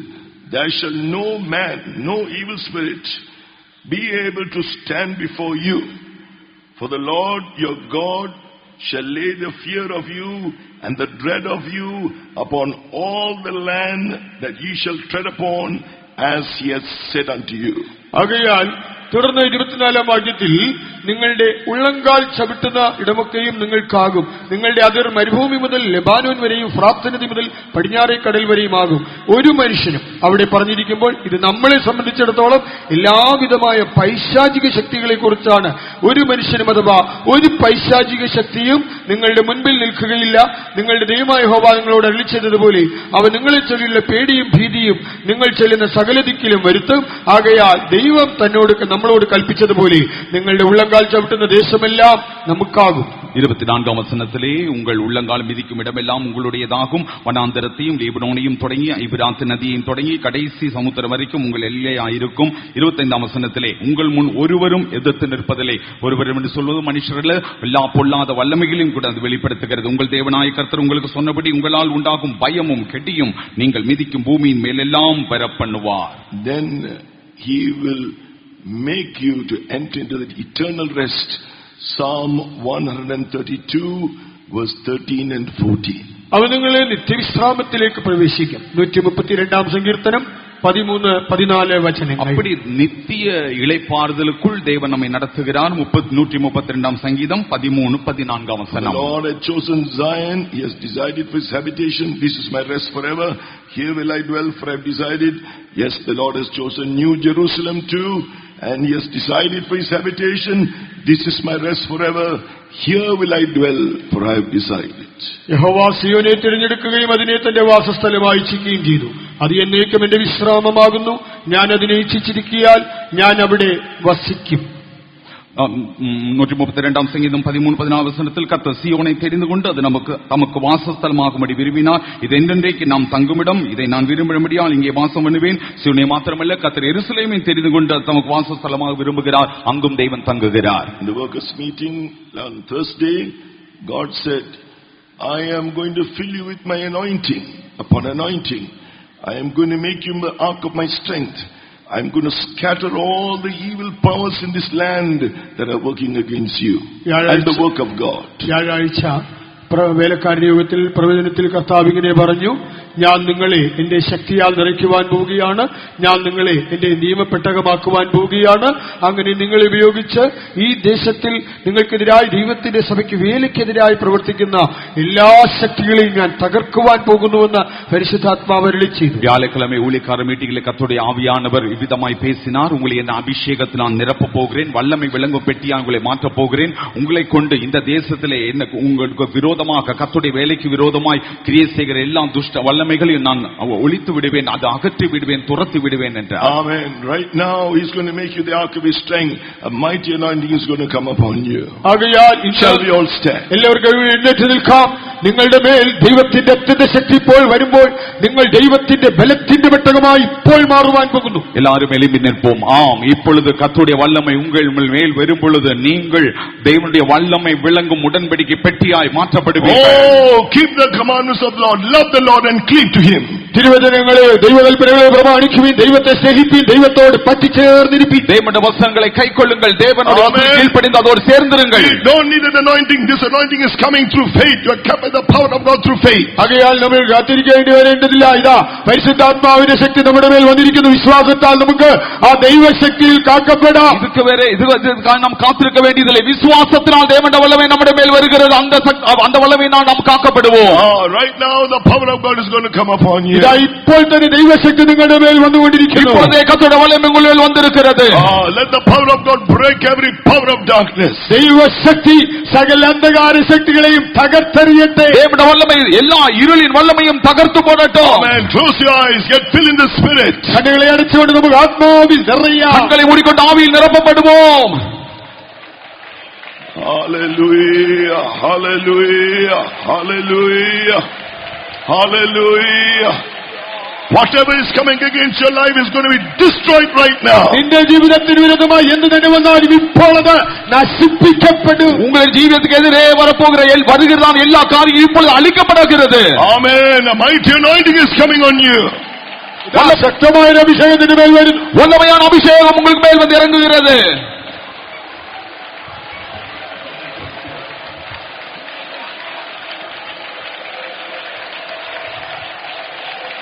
Hallelujah. Hallelujah. Whatever is coming against your family, your children, your parents, you receive an anointing right now. നിന്റെ കുടുംബത്തിന് വിരുദ്ധമായി, നിന്റെ മാതാപിതാക്കൾക്ക് വിരുദ്ധമായി, നിന്റെ മക്കൾക്ക് വിരുദ്ധമായി എന്ന് തന്നെ വന്നാലും ഇതാ നീ ഇപ്പോൾ ഒരു ശക്തമായ അഭിഷേകം പ്രാപിക്കുക. உங்களுக்கு விரோதமாய், குடும்பத்துக்கு விரோதமாய், உங்களுடைய பிள்ளைகளுக்கு விரோதமாய் எந்த காரியங்கள் எதிரே வந்தாலும் அதையெல்லாம் மேற்கொள்ளும்படி ஒரு வல்லமையான அபிஷேகத்தை பெற்றுக்கொள்ளுங்கள். Oh, right now, rise the Lord. Let your enemies be scattered. Let those that hate you flee before you. ഇപ്പോൾ തന്നെ കർത്താവേ എഴുന്നേൽക്കണമേ, നിന്റെ ശത്രുക്കൾ ചിതറട്ടെ, നിനക്ക് വിരോധമായി എഴുന്നേൽക്കുന്നവർ അവർ ഇല്ലാതെയായി പോകട്ടെ. தேவன் எழுந்தருளட்டும், சத்துருக்கள் சிதறி போகட்டும், உனக்கு விரோதமாய் எழும்புகிற எல்லா வல்லமைகளும் சிதறி போகட்டும். അന്യഭാഷ പറയുവീൻ, அந்நிய பாஷையை பேசுங்கள். Your sickness is being healed right now. உங்களுடைய வியாதி இப்பொழுதுதானே சுகமாக்கப்படுகிறது. നിങ്ങൾ രോഗത്തിൽ നിന്ന് സൗഖ്യം പ്രാപിക്കും. Hallelujah. Don't keep quiet. മിണ്ടാതിരിക്കരുത്. அமைதியாய் இருக்க வேண்டாம். Jesus wants to destroy the devil's power against your life. ഇതാ നിങ്ങളുടെ ജീവിതത്തിനുമായി പ്രവർത്തിക്കുന്ന ആ പൈശാചികളെ ശക്തികളെ നശിപ്പിക്കുവാൻ യേശു വന്നു. இதோ உங்களுக்கு எதிராய் போராடுகிறதான சத்துருடைய வல்லமைகளை அழிக்கும்படியாக கர்த்தர் வந்திருக்கிறார். Hallelujah. Hallelujah. Hallelujah.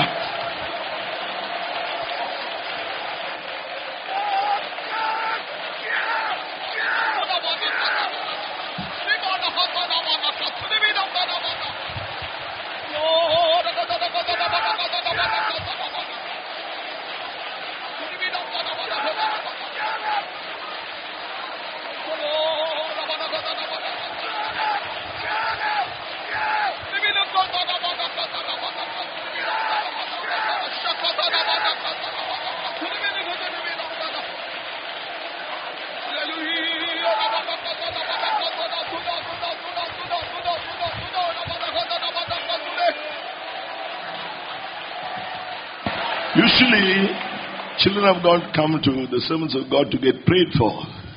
Usually, children of God come to the servants of God to be prayed for.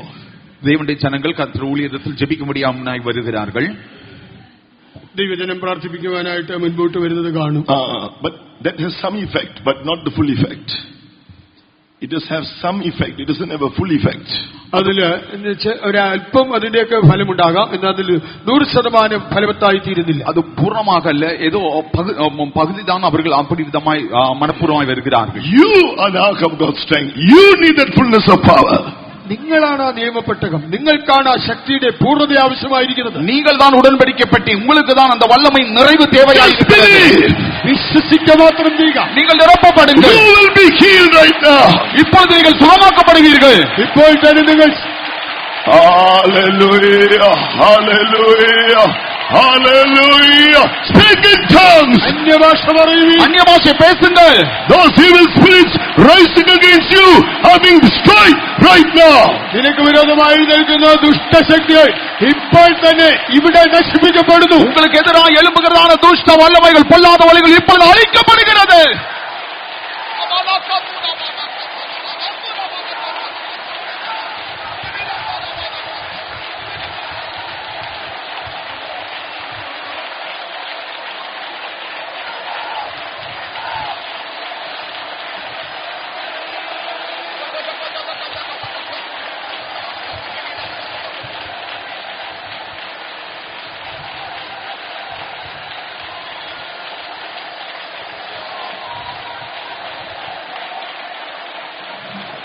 Amen. For the rest that God is giving us, for all that Jesus, the arm of the Lord, has done for us through the finished work of Calvary, and He has revealed it to us through His word, His gospel even today, that finally He is going to bring us. He is going to take us from rest to rest. He is going to sanctify us. He is going to heal us. He is going to make us live a victorious life. He is going to perfect us. And one day, we are going to enter the eternal rest.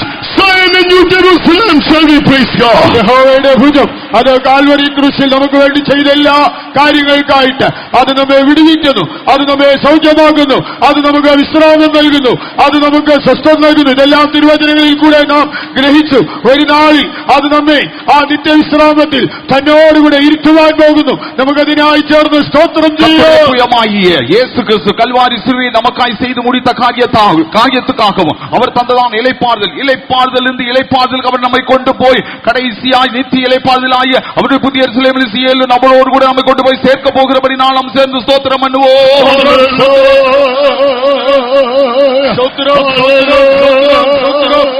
Hallelujah.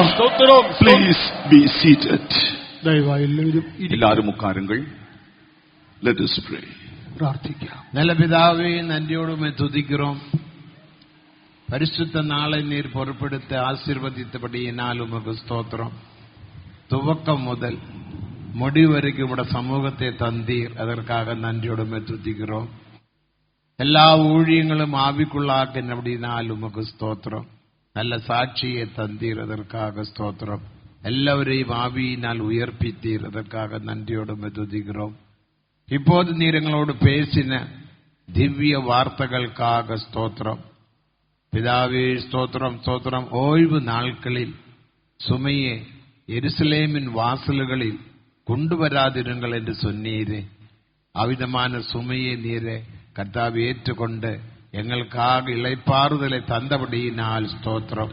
பாவ பாரத்தில் இருந்தும் எல்லா பிரச்சனையில் இருந்தும் வருத்தப்பட்டு பாரம் சுமக்கிறவர்களே எல்லாரும் என்னிடத்தில் வாருங்கள், உங்களுக்கு இளைப்பாறுதலை தருவேன் சொன்ன வாக்குத்தத்த வசனத்தின்படி நீர் எங்களுக்கு தந்த இளைப்பாறுதலுக்காக ஸ்தோத்திரம். உமது எருசலேம் வாசலில் நாங்கள் எப்போதும் துதியோடு காணப்பட உதவி செய்யணுமே. எக்காலத்தில் நான் கர்த்தரை துதிப்பேன் என்று சொன்னீரே.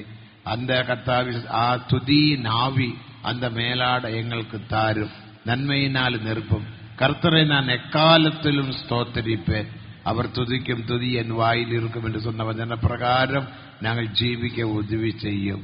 கருத்தில் தருகிறோம். உமது கட்டளைகள் பிரமாணங்களுக்கு கீழ்ப்படிந்து ஜீவிக்க எங்களுக்கு யாவருக்கும் உதவி செய்யும். ஒரு மேன்மையான ஜனமாக நீர் எங்களை மாற்றினீர். விசுவாசத்தை கொண்ட ஆவியின் பலத்தினால் காக்கப்படுகிற உங்களுக்காக ஆண்டவரே பரலோகத்தில் அந்த பிரதிபலன் வைக்கப்பட்டு இருக்கிறது என்று சொன்னீரே. அந்த கர்த்தா விசுவாசத்தை கொண்ட உபதேசத்தை கொண்ட நாங்கள் தேவனுடைய பலத்தினால் அபிஷேகத்தினால் காக்கப்பட நீர் எங்களுக்கு உதவி செய்யும். உமது தெரிகிறோம், பொறுப்படுகணுமே. மேலும் அபிஷேகத்தினால் ஒரு சரீரமாக நீர் எங்களை மாற்றினபடியினால் ஸ்தோத்திரம். அந்த சரீரத்தில் கர்த்தாவே நாங்கள் எல்லா விதமான கிருபைகள் வரங்களை பெற்று உமக்காக ஜீவிக்க எங்களுக்கு யாவருக்கும் உதவி செய்யும். உடைய மகனே நீரே கருத்தில் எடுத்து பாவித்தபடியினால் ஸ்தோத்திரம். திவ்ய ஆலோசனை வெளிப்படுத்தினீர், அதற்காக நன்றியோடு துதிக்கிறோம். இன்னும் பலப்படுத்தும், ஆயிரம் மக்களுக்கு பிரயோஜனப்படுத்தும். இன்றைக்கு 3 மணி நடக்கிறதான கூட்டத்தையும் ஜெபத்தையும் பொருட்படுத்த ஆசீர்வதிக்கணுமே. ஈவினிங் நடக்க போறதான ஹீலிங் சர்வீஸ் நீர் பொருட்படுத்த ஆசீர்வதியும். நன்மையினால் நிரப்பி காத்துக்கொள்ளும்.